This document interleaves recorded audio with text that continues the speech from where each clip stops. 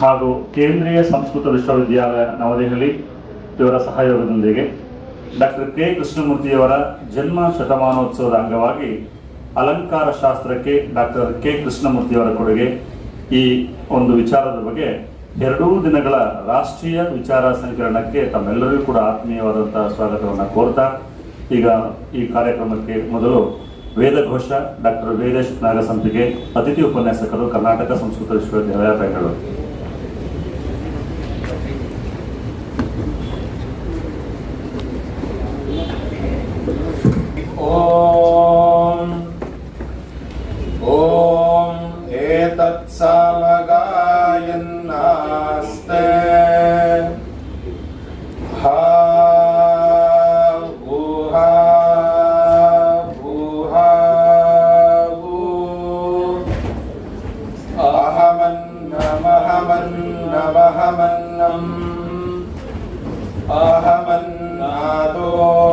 हमन्नादः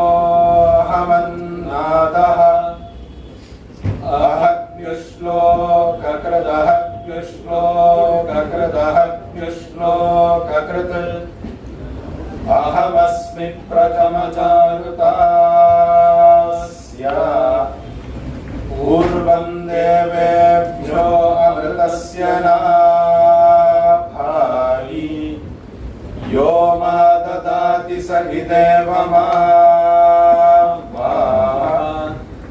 अहमन्नमन्नमदन्तमात्मि अहमस्मि प्रथमजागृतास्य पूर्वं देवेभ्यो अमृतस्य नाभायि यो मा ददाति स हि देवमा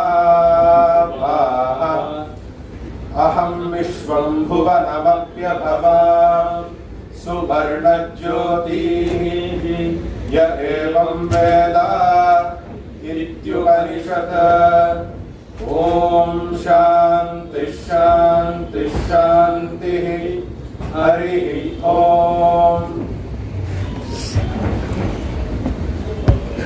ವೇದಘೋಷವನ್ನು ನಿರ್ವಹಿಸಿಕೊಟ್ಟಂತಹ ಡಾಕ್ಟರ್ ವೇದೇಶ್ ನಾಗಸಂಪಿಗೆ ಹಾಗೂ ಜೀವನ್ ಕುಲಕರ್ಣಿ ಅವರಿಗೆ ಅನಂತ ಧನ್ಯವಾದಗಳು.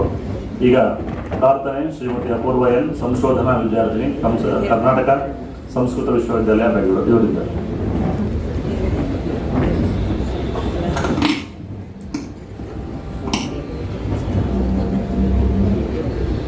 श्री विघ्नराजं भजे, श्री विघ्नराजं भजे, श्री विघ्नराजं भजेऽहं भजेऽहं भजेऽहं भजे तमिह श्री विघ्नराजं भजे, श्री विघ्नराजं भजेऽहं भजेऽहं भजेऽहं भजे तमिह श्री विघ्नराजं भजे। सन्ततमहं सुन्दरमुखं शङ्करसुतं तमिह श्री विघ्नराजं भजे। सन्ततमहं दन्तिकुञ्जरमुखम् अन्तकान्तकसुतं तमिह श्री विघ्नराजं भजे। श्री विघ्नराजं भजेऽहं भजेऽहं तमिह श्री विघ्नराजं भजे। कनककेयूरहारावलि कलितगम्भीरगौरगिरिशोभं सुशोभं, कनककेयूरहारावलि कलितगम्भीरगौरगिरिशोभं सुशोभं, कामादिभयभरितमदकलिकलुष खण्डितमखण्ड प्रतापं प्रतापं,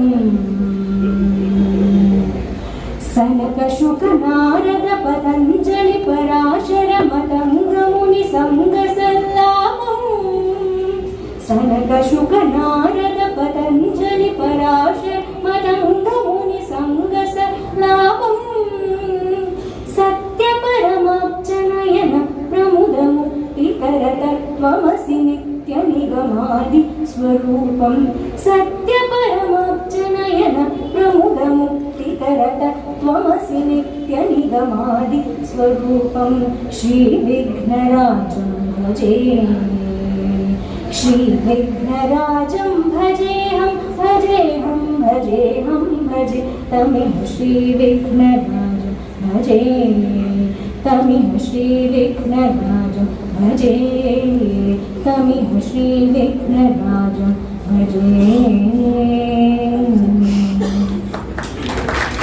ಶ್ರೀಮತಿ ಅಪೂರ್ವ ಅವರಿಗೆ ಈಗ ಸ್ವಾಗತವನ್ನು ಕೋರಲಿದ್ದಾರೆ ಡಾಕ್ಟರ್ ಭೀಮಾ ನಾಯಕೇಶ್ ಅವರು, ಸಹೋದ್ಯೋಗಿ ಮಿತ್ರರು ಹಾಗೂ ಅಲಂಕಾರ ಶಾಸ್ತ್ರ ವಿಭಾಗದ ವಿಭಾಗಾಧ್ಯಕ್ಷರು, ಕರ್ನಾಟಕ ಸಂಸ್ಕೃತ ವಿಶ್ವವಿದ್ಯಾಲಯ ಬೆಂಗಳೂರು ಇವರಿಂದ.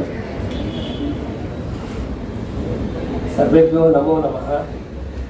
लक्ष्मीकान्तं पदं पूज्यं प्रणम्यं श्रेयतां पदं पंडितेन्द्रो जगन्नाथः स्यातिन्द्र गुरुग्रह। सर्वेभ्यो नमो नमः। मान्य अद्य सुदिनम् अस्माकम् इदं परं सौभाग्यं। कर्नाटक संस्कृत विश्वविद्यालयः केंद्रीय संस्कृत विश्वविद्यालयः नवदेहली सहयोगेन डॉक्टर के कृष्णमूर्ति महोदयानां शतमानोत्सव द्विदिवसस्य राष्ट्रीय संगोष्ठी अलंकारशास्त्रं प्रति डॉक्टर के कृष्णमूर्ति महोदयस्य योगदानम् इति विषयम् उपलभ्यां सञ्चाल्यते। डॉक्टर के कृष्णमूर्ति महोदयः कर्नाटक राज्यस्य अत्यन्तं प्रतिष्ठिताः विद्वांसः। आधुनिककाले संस्कृतः वाङ्मयेः केषां योगदानम् इत्युक्ते हिरण्यः महोदयानाम् इति वी राघवन् महोदयानां च दृष्टिम् आगच्छन्ति। एतयोः यावत् योगदानं वर्तते तावत् योगदानम् इति डॉक्टर के कृष्णमूर्ति वर्याणाम् अपि वर्तते। अत्र डॉक्टर के कृष्णमूर्ति वर्याः प्रायशः 70 पुस्तकानि कन्नड इंग्लिश एवं संस्कृत भाषायां च अलिखत्। इमे महानुभावाः न केवलं प्राचीनः न्याय व्याकरणशास्त्रे एवं वेदान्तशास्त्रे कृतभूरि परिश्रमः अपि तु जीवनं कृतवन्तः। अलङ्कारशास्त्रस्याः तत्त्वधारणे एवं व्यापवितम् एतेषां परं सौभाग्यम् इति। हिरण्य महोदयानां मार्गदर्शनं बहुधा स्वीकृतवन्तः इति एतदृशे महानुभावं शतम महोत्सव अंगभूतयाः अयं कार्यक्रमः चलति इति महते गौरवमय। अस्याः संगोष्ठ्याः अस्माकं प्रार्थनम् उररीकृत्य बहवः विद्वांसः समभूताः आगतश्च तेषां समेषां कृते हार्दं स्वागतं व्याहरामि। कार्यक्रमस्याः अस्य अध्यक्षाः वहते कर्नाटक संस्कृत विश्वविद्यालयस्य कुलपतिवर्याः प्रशासनकुशलाः आयुर्वेद वैद्याः अस्माकं मातृकल्पाः डॉक्टर एस अहल्या महाभागः तस्याः प्रेरणाम् एवं अयं कार्यक्रमः अद्य सञ्जातः। अतः महोदयाः कृते कर्नाटक संस्कृत विश्वविद्यालयतः संगोष्ठी पक्षतः मत्पक्षतः स्वागतं व्याहरामि। एवं कार्यक्रमस्याः अस्य मूलस्तम्भभूताः नानाशास्त्रेषु कृतभूरि परिश्रमः नानाबिरुदाङ्कृतः अस्माकम् अग्रजकल्पः केन्द्रीय संस्कृत विश्वविद्यालयः कुलपतयः आचार्यः प्रोफेसर श्रीनिवास वर्केडी महाभागः उद्घाटन भाषणम् अस्मान् अनुगृह्णन्ति। तेभ्यः अपि विश्वविद्यालय पक्षतः मत्पक्षतश्च हार्दं स्वागतं व्याहरामि। केन्द्रीय संस्कृत विश्वविद्यालयस्य आर्थिक सहयोगेन अयं कार्यक्रमः सञ्चाल्यते। तदर्थं तेभ्यः कृतज्ञताम् अपि विनिवेदयामि।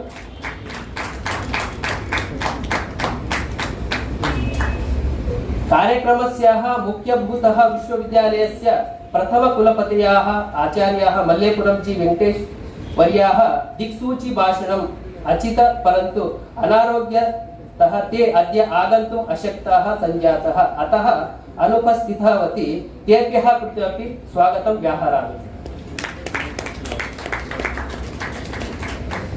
कार्यक्रमस्य इत्युक्तौ अस्माकं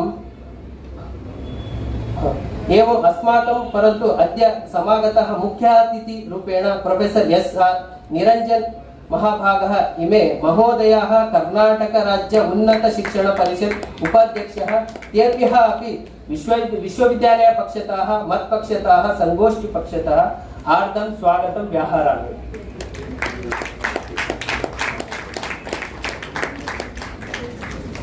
एवं अस्माकं पुरतः अद्य समागतः सन्ति डॉक्टर के लीला प्रकाश महाभागः। डॉक्टर के कृष्णमूर्ति संशोधन प्रतिष्ठानं संस्थापक निर्देशकः। तेभ्यः अपि कृते विश्वविद्यालय पक्षतः संगोष्ठी पक्षतः हार्दं स्वागतं व्याहरामि।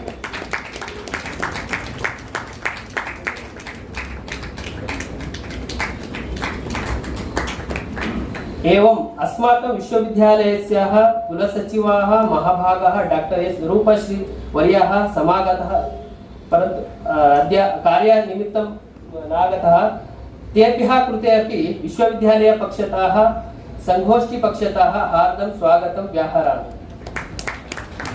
एवं विश्वविद्यालयस्य अस्य वित्ताधिकारी डॉक्टर भरत के महाभागाः समागताः सन्ति, तेभ्यः अपि स्वागतं व्याहरामि। एवं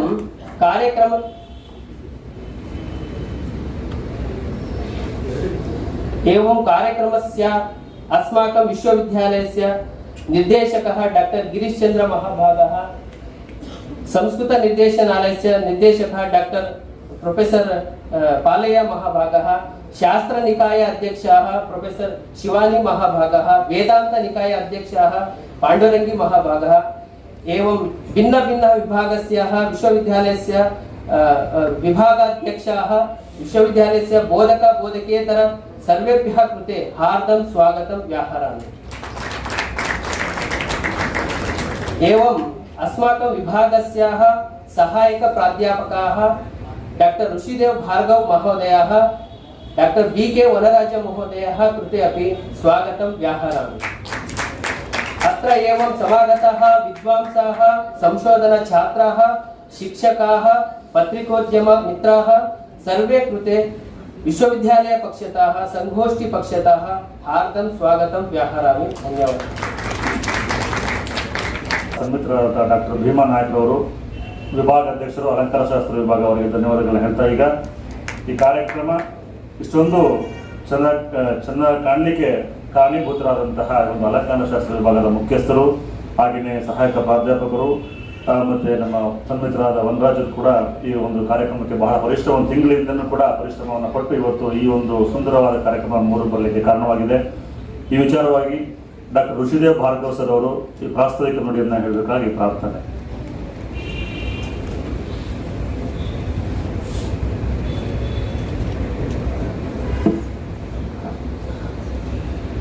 ವೇದಿಕೆ ಮೇಲೆ ಉಪಸ್ಥಿತರಿರ್ತಕ್ಕಂತಹ ಎಲ್ಲ ಗಣ್ಯರಿಗೂ ನಾನು ನಮಸ್ಕರಿಸ್ತಾ, ವೇದಿಕೆ ಮುಂಭಾಗದಲ್ಲಿ ಉಪಸ್ಥಿತರಿರ್ತಕ್ಕಂತಹ ಎಲ್ಲ ಜ್ಯೇಷ್ಠರಿಗೂ, ಮಿತ್ರರಿಗೂ ಹಾಗೂ ವಿದ್ಯಾರ್ಥಿಗಳಿಗೂ ಕೂಡ ನಮಸ್ಕಾರ.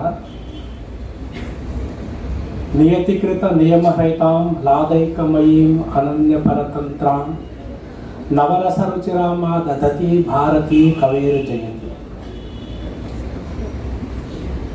ಕಾವ್ಯ ಪ್ರಕಾಶದ ಈ ಶ್ಲೋಕ ಮಂಗಲ ಶ್ಲೋಕ. ಇದು ಕೆ ಕೃಷ್ಣಮೂರ್ತಿಗಳಿಗೆ ಸ್ಪಷ್ಟವಾಗಿ ಅನ್ವಯಿಸುವಂತಹ ಶ್ಲೋಕ.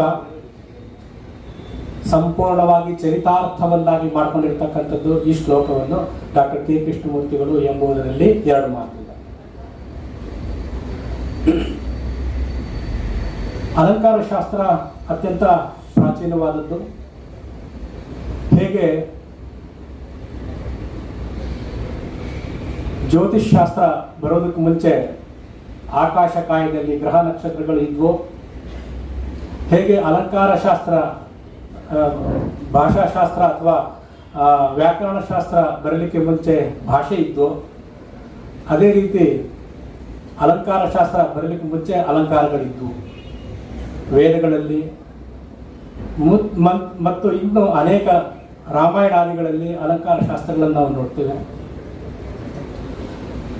ವೇದದ ವಿಷಯದಲ್ಲಿ ಮಾತ್ರ ಅಲಂಕಾರ ಶಾಸ್ತ್ರವನ್ನು ಅವಲಂಬಿಸದೆ ವೇದಗಳ ವ್ಯಾಖ್ಯಾನವನ್ನು, ಅದರ ಅರ್ಥವನ್ನು ತಿಳ್ಕೊಳ್ತಕ್ಕಂಥದ್ದು ಅಸಾಧ್ಯ.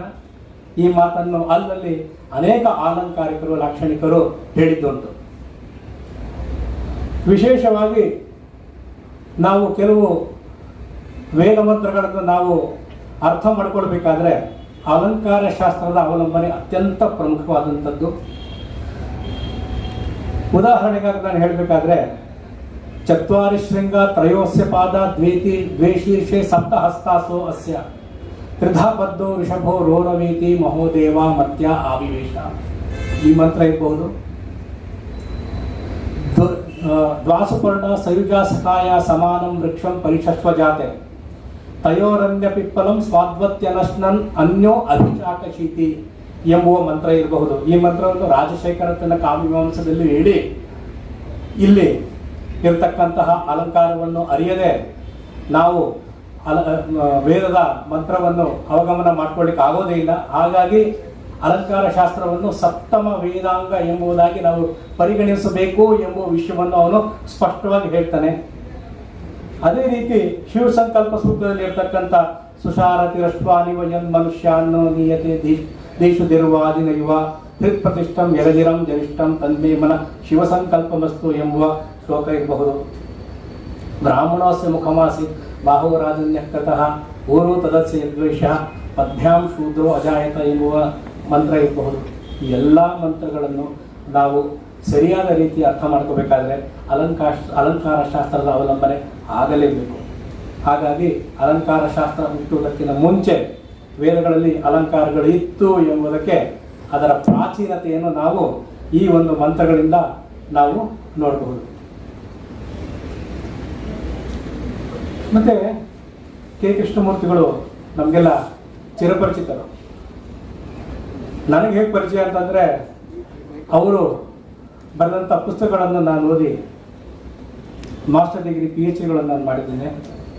ನನಗನ್ಸಿದ ಮಟ್ಟಿಗೆ ಕರ್ನಾಟಕದ ಯಾವುದೇ PhD ಬಂದ ಇಲ್ಲ, ಕನ್ನಡದ್ದಾಗಿರ್ಬೋದು, ಕಾವ್ಯಕ್ಕೆ ಸಂಬಂಧಪಟ್ಟಂತೆ ಸಂಸ್ಕೃತದಲ್ಲಾಗಿರ್ಬೋದು, ಕೆ ಕೃಷ್ಣಮೂರ್ತಿಗಳ ಗ್ರಂಥಗಳ ಸಹಾಯವಿಲ್ಲದೆ ಯಾವುದೇ ಒಂದು ಸಂಶೋಧನಾ ಕಾರ್ಯ ಇರುವುದೇ ಇಲ್ಲ.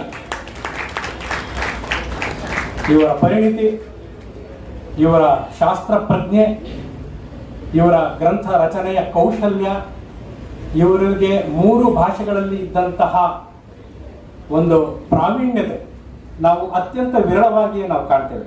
ಹಾಗಾಗಿ ಕೆ ಕೃಷ್ಣಮೂರ್ತಿಗಳು ಮತ್ತು ಅವರ ರಚನೆಗಳು ಇಂದಿಗೂ ಕೂಡ ಪ್ರಸ್ತುತ. ಕೆ ಕೃಷ್ಣಮೂರ್ತಿಗಳು ಆಧುನಿಕ ವಿಮರ್ಶಕರಲ್ಲಿ ಪ್ರಮುಖವಾಗಿ ಅಲಂಕಾರ ಶಾಸ್ತ್ರದ ಕಾವ್ಯ ವಿಮರ್ಶಕರಲ್ಲಿ ಮೂರ್ಧನ್ಯರಾಗಿ ನಮಗೆ ಕಾಣ್ತಾರೆ. ಅವರು ಯಾವುದೇ ವಿಷಯವನ್ನು ವಿಮರ್ಶೆ ಮಾಡದೆ ಒಪ್ಕೊಂಡಿಲ್ಲ. ಅವರ ಗ್ರಂಥಗಳಲ್ಲಿ ಇದಮಿತ್ತಂ ಎಂಬುದಾಗಿ, ಅದು ಯಾರಿಗೂ ಅದು ಸರಿ ಅನ್ಸಿದ್ರು ತಪ್ಪು ಅನ್ಸಿದ್ರು ಅವರು ಖಂಡನಾತ್ಮಕವಾಗಿ ಹೆಚ್ಚು ಬರೆದಿದ್ದೇ ಇರಬಹುದು. ಆದರೂ ಇದಮಿತ್ತಂ ಎಂಬುವ ಶಾಸ್ತ್ರ ಪರಿಜ್ಞಾನದಿಂದ ಅವರು ಬರೆದಿದ್ದಾರೆ ಎಂಬುದು ನಾನು ಅವರ ಗ್ರಂಥಗಳ ಮತ್ತು ಅಡಿಟಿಪ್ಪಣಿಗಳ ಅಧ್ಯಯನದಿಂದ ನಾನು ನೋಡಿದ್ದೇನೆ. ಹಾಗಾಗಿ ಅವರು ಅತ್ಯಂತ ಬಹಳ ದೊಡ್ಡ ವಿಮರ್ಶಕರು ಹೌದು. ಕವಿ ಕಾಳಿದಾಸ ಹೇಳ್ದಂಗೆ, ಪುರಾಣ ಮಿತ್ಯೇವ ನ ಸಾಧು ಸರ್ವಂ ನಚಾಪಿ ಕಾವ್ಯಂ ನವಮಿತ್ಯವದ್ಯಂ ಸಂತಃ ಪರೀಕ್ಷಾ ಅನ್ಯತರದ್ ಭಜಂತೆ ಮೂಢ ಪರಪ್ರತ್ಯಯನೇಯ ಬುದ್ಧಿ. ಆಧುನಿಕ ಪುರಾತನ ಅಂದಿದ ತಕ್ಷಣ ಎಲ್ಲವೂ ಸರಿ ಅಂತ ನಾವು ಒಪ್ಪಬಾರದು. ಪುರಾಣ ಮಿತ್ಯೇವ ನ ಸಾಧು ಸರ್ವಂ, ಆಧುನಿಕದ್ದು ಇದು ಈಗಿನ ಕಾಲಕ್ಕೆ ಬಂದಿದ್ದು ಎಂಬುದಾಗಿ ಅದನ್ನು ತೊರೆಯುವುದು ತುಂಬ ತಪ್ಪು. ಸರಿಯಾದ ವಿಮರ್ಶೆ ಮತ್ತೆ ಪರೀಕ್ಷೆಗಳನ್ನು ಮಾಡಿ ಸರಿಯಾದ ರೀತಿಯಲ್ಲಿ ನಾವು ವಿಷಯಗಳನ್ನು ಅರ್ಥ ಮಾಡಿಕೊಂಡು ನಮಗೂ ಮತ್ತು ನಮ್ಮ ಸಾಹಿತ್ಯದ ಕೃಷಿಯನ್ನು ಮಾಡುವವರು ಈ ರೀತಿಯಾದಂತಹ ಅವಗಮನವನ್ನು ಮಾಡಿಕೊಳ್ಬೇಕು ಅಂತ ಕವಿ ಕಾಳಿದಾಸ ಏನು ಹೇಳಿದ್ದ, ಅದನ್ನೇ ಕೆ ಕೃಷ್ಣಮೂರ್ತಿಗಳು ಅವರ ಗ್ರಂಥದಲ್ಲಿ ನಾವು ನೋಡ್ತಕ್ಕಂಥದ್ದು. ಹಾಗಾಗಿ ಅವರು ದೊಡ್ಡ ವಿಮರ್ಶಕರು ಹೌದು. ನಾವು ಯಾವುದೇ ಒಂದು ವ್ಯಕ್ತಿ ಬರೆದಿದ್ದ ಅಂದ ತಕ್ಷಣ ಕಣ್ಮುಚ್ಕೊಂಡು ಒಪ್ಕೊಳ್ಬೇಕಾದಿಲ್ಲ. ನಮ್ಮ ಸಾಹಿತ್ಯದ ಪರಂಪರೆ ಆ ರೀತಿ ಇಲ್ವೇ ಇಲ್ಲ, ನಮ್ಮ ವಿದ್ಯಾ ಪರಂಪರೆ ಆ ರೀತಿ ಇಲ್ವೇ ಇಲ್ಲ.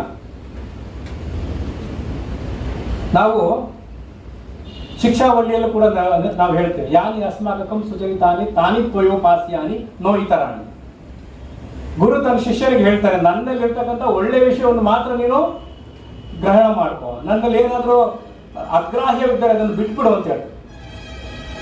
ಇಷ್ಟೊಂದು ಪೂರ್ವಾಗ್ರಹವಿಲ್ಲದಂತಹ ನಮ್ಮ ಜ್ಞಾನದ ಪ್ರವಾಹದ ಅಥವಾ ಪರಂಪರೆಯ ಕೊನೆಯ ಕೊಂಡಿ ಡಾಕ್ಟರ್ ಕೆ ಕೃಷ್ಣಮೂರ್ತಿಗಳಾಗಿದ್ದರು. ಇಂತಹ ಒಂದು ಶತಮಾನೋತ್ಸವ ಸಂದರ್ಭದಲ್ಲಿ ಕರ್ನಾಟಕ ಸಂಸ್ಕೃತ ವಿಶ್ವವಿದ್ಯಾಲಯದ ಕುಲಪತಿಗಳು ಇಂತಹ ಒಂದು ಕಾರ್ಯವನ್ನು ಮಾಡಬೇಕು ಎಂಬುವ ಸತ್ಸಂಕಲ್ಪವನ್ನು ಇದೇ ವೇದಿಕೆಯಿಂದ 4 ತಿಂಗಳ ಹಿಂದೆ ಅವರು ಉಚ್ಚಾರಣೆ ಮಾಡಿದ್ರು. ಇದು ಅವತ್ತು ಸಾಕಾರವಾಗ್ತಾ ಇದೆ. ಕೇಂದ್ರೀಯ ಸಂಸ್ಕೃತ ವಿಶ್ವವಿದ್ಯಾಲಯ ಎಲ್ಲ ರೀತಿಯಾದಂತಹ ಸಹಾಯವನ್ನು ಅದು ಮಾಡಿದೆ. ಹಾಗಾಗಿ ಕೇಂದ್ರೀಯ ಸಂಸ್ಕೃತ ವಿಶ್ವವಿದ್ಯಾಲಯದ ರೂವಾರಿಗಳಾದಂತಹ ಕುಲಪತಿಗಳಾದಂತಹ ಪ್ರೊಫೆಸರ್ ಶ್ರೀನಿವಾಸ ವರ್ಖೇಡಿ ಅವರಿಗೆ ನಾವು ಎಷ್ಟು ಧನ್ಯವಾದ ಹೇಳಿದರೂ ಅದು ಕಡಿಮೆ.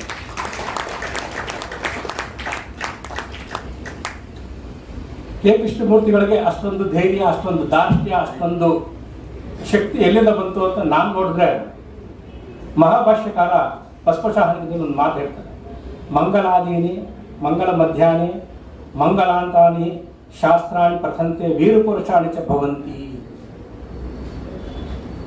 ಯಾರು ಶಾಸ್ತ್ರವನ್ನು ಸರಿಯಾದ ರೀತಿಯಲ್ಲಿ ಅಭ್ಯಾಸ ಮಾಡ್ತಾರೋ ಅವರು ವೀರಪುರುಷರು. ಯಾವುದೇ ಪೂರ್ವಾಗ್ರಹವಿಲ್ಲದೆ ಇದು ಸರಿ ಇದು ತಪ್ಪು ಅಂತ ಹೇಳುವಂತಹ ದಾರ್ಷ್ಟ್ಯ, ಶಾಸ್ತ್ರ ದಾರ್ಷ್ಟ್ಯ ಅವರಲ್ಲಿ ಉತ್ಪನ್ನ ಆಗ್ತದೆ.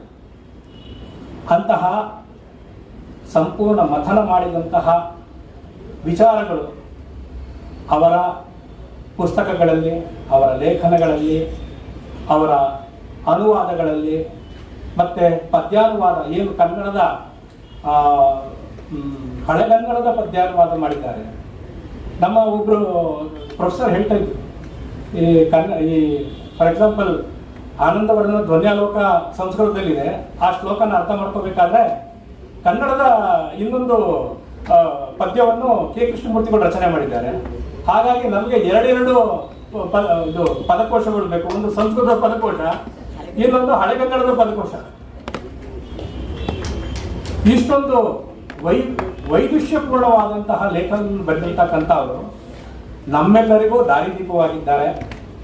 ಮತ್ತು ಅಲಂಕಾರ ಶಾಸ್ತ್ರಕ್ಕೆ ಅವರು ನೀಡಿದಂತಹ ಕೊಡುಗೆಗಳ ವಿಚಾರದಲ್ಲಿ 2 ದಿನದ ಈ ಒಂದು ಗೋಷ್ಠಿ ಇಲ್ಲಿ ಪ್ರಕಟ ಆಗುವಂತಹ ವಿಚಾರ ಇವೆಲ್ಲವೂ ಕೂಡ ನಮ್ಮನ್ನು ನಿಜವಾಗಿಯೂ ಪ್ರೇರಣೆಗೊಳಿಸುತ್ತೆ ಎಂಬ ಮಾತುಗಳನ್ನು ಹೇಳ್ತಾ, ನನಗೆ ಮಾತಾಡಲು ಅವಕಾಶ ಕೊಟ್ಟಂತಹ ಎಲ್ಲ ಆಯೋಜಕರಿಗೂ ಕೂಡ ನಾನು ಧನ್ಯವಾದವನ್ನು ಹೇಳ್ತಾ ನನ್ನ ಪ್ರಾಸ್ತಾವಿಕ ನುಡಿಗಳನ್ನು ಮುಗಿಸ್ತೇನೆ.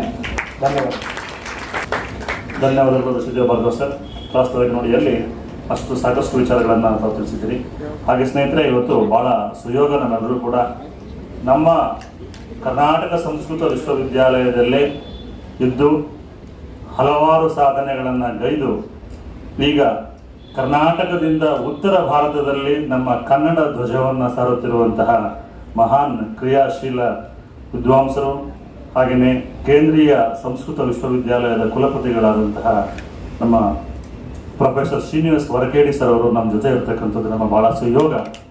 ಅವರಿವತ್ತು ಈ ಒಂದು ಕಾರ್ಯಕ್ರಮಕ್ಕೆ ಮುಖ್ಯ ಉದ್ಘಾಟಕರಾಗಿ ಆಗಮಿಸಿದ್ದಾರೆ. ಈಗ ಅವರಿಂದ ಈ ಕಾರ್ಯಕ್ರಮ ಒಂದು ಪ್ರಜ್ವಲನೆ ಮಾಡುವ ಮೂಲಕ ಈ ಕಾರ್ಯಕ್ರಮ ಉದ್ಘಾಟನೆ ಆಗುತ್ತೆ. ಮಾನ್ಯ ಕುಲಪತಿಗಳು, ಹಾಗೆಯೇ ನಿರಂಜನ್ ಸರ್ ಅವರು, ಹಾಗೆಯೇ ಶ್ರೀದೇವ್ ಭಾರ್ಗವ್ ಸರ್ ಎಲ್ಲರೂ ಕೂಡ ಜೊತೆಯಾಗಿ ಈ ಒಂದು ಕಾರ್ಯಕ್ರಮವನ್ನು ನೆರವೇರಿಸಿಕೊಳ್ಬೇಕಾಗಿ ಪ್ರಾರ್ಥನೆ.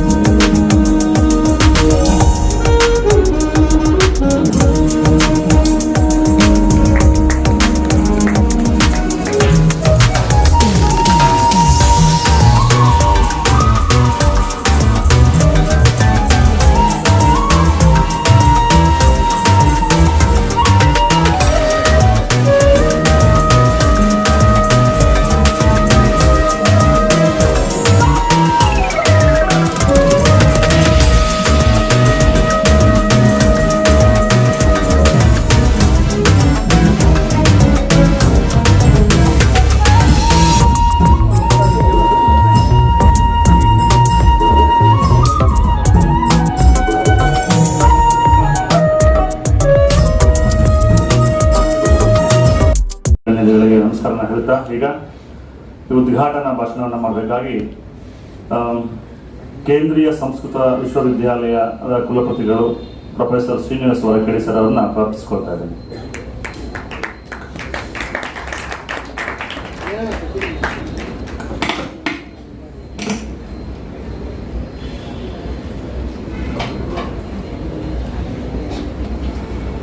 भवति यदनुभावात् एडमोकोऽपि वाग्मी जडमतिरपि जन्तुर्जायते प्राज्ञमौलिः सकलवचनचेतो देवता भारती सा मम वचसि निधत्तां सन्निधिं मानसे च.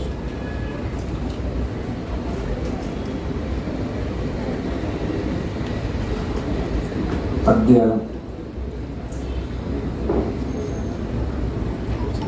कर्नाटक राज्यस्य संस्कृत सारस्वतोपासकेषु वरिष्ठानां स्मरणीयानां डॉक्टर के कृष्णमूर्ति महोदयानां जन्मशताब्दीम् अभिलक्ष्य अत्र राष्ट्रीयसङ्गोष्ठी प्रचाल्यते. अलङ्कारशास्त्रस्य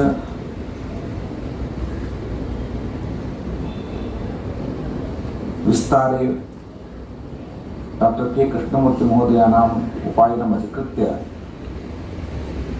गोष्ठीयं समायोजिता. कर्नाटक संस्कृत विश्वविद्यालयस्य केन्द्रीय संस्कृत विश्वविद्यालयस्य च सहयोगेन प्रवर्तमानायाः अस्याः संगोष्ठ्याः उद्घाटनसत्रे आध्यक्षम्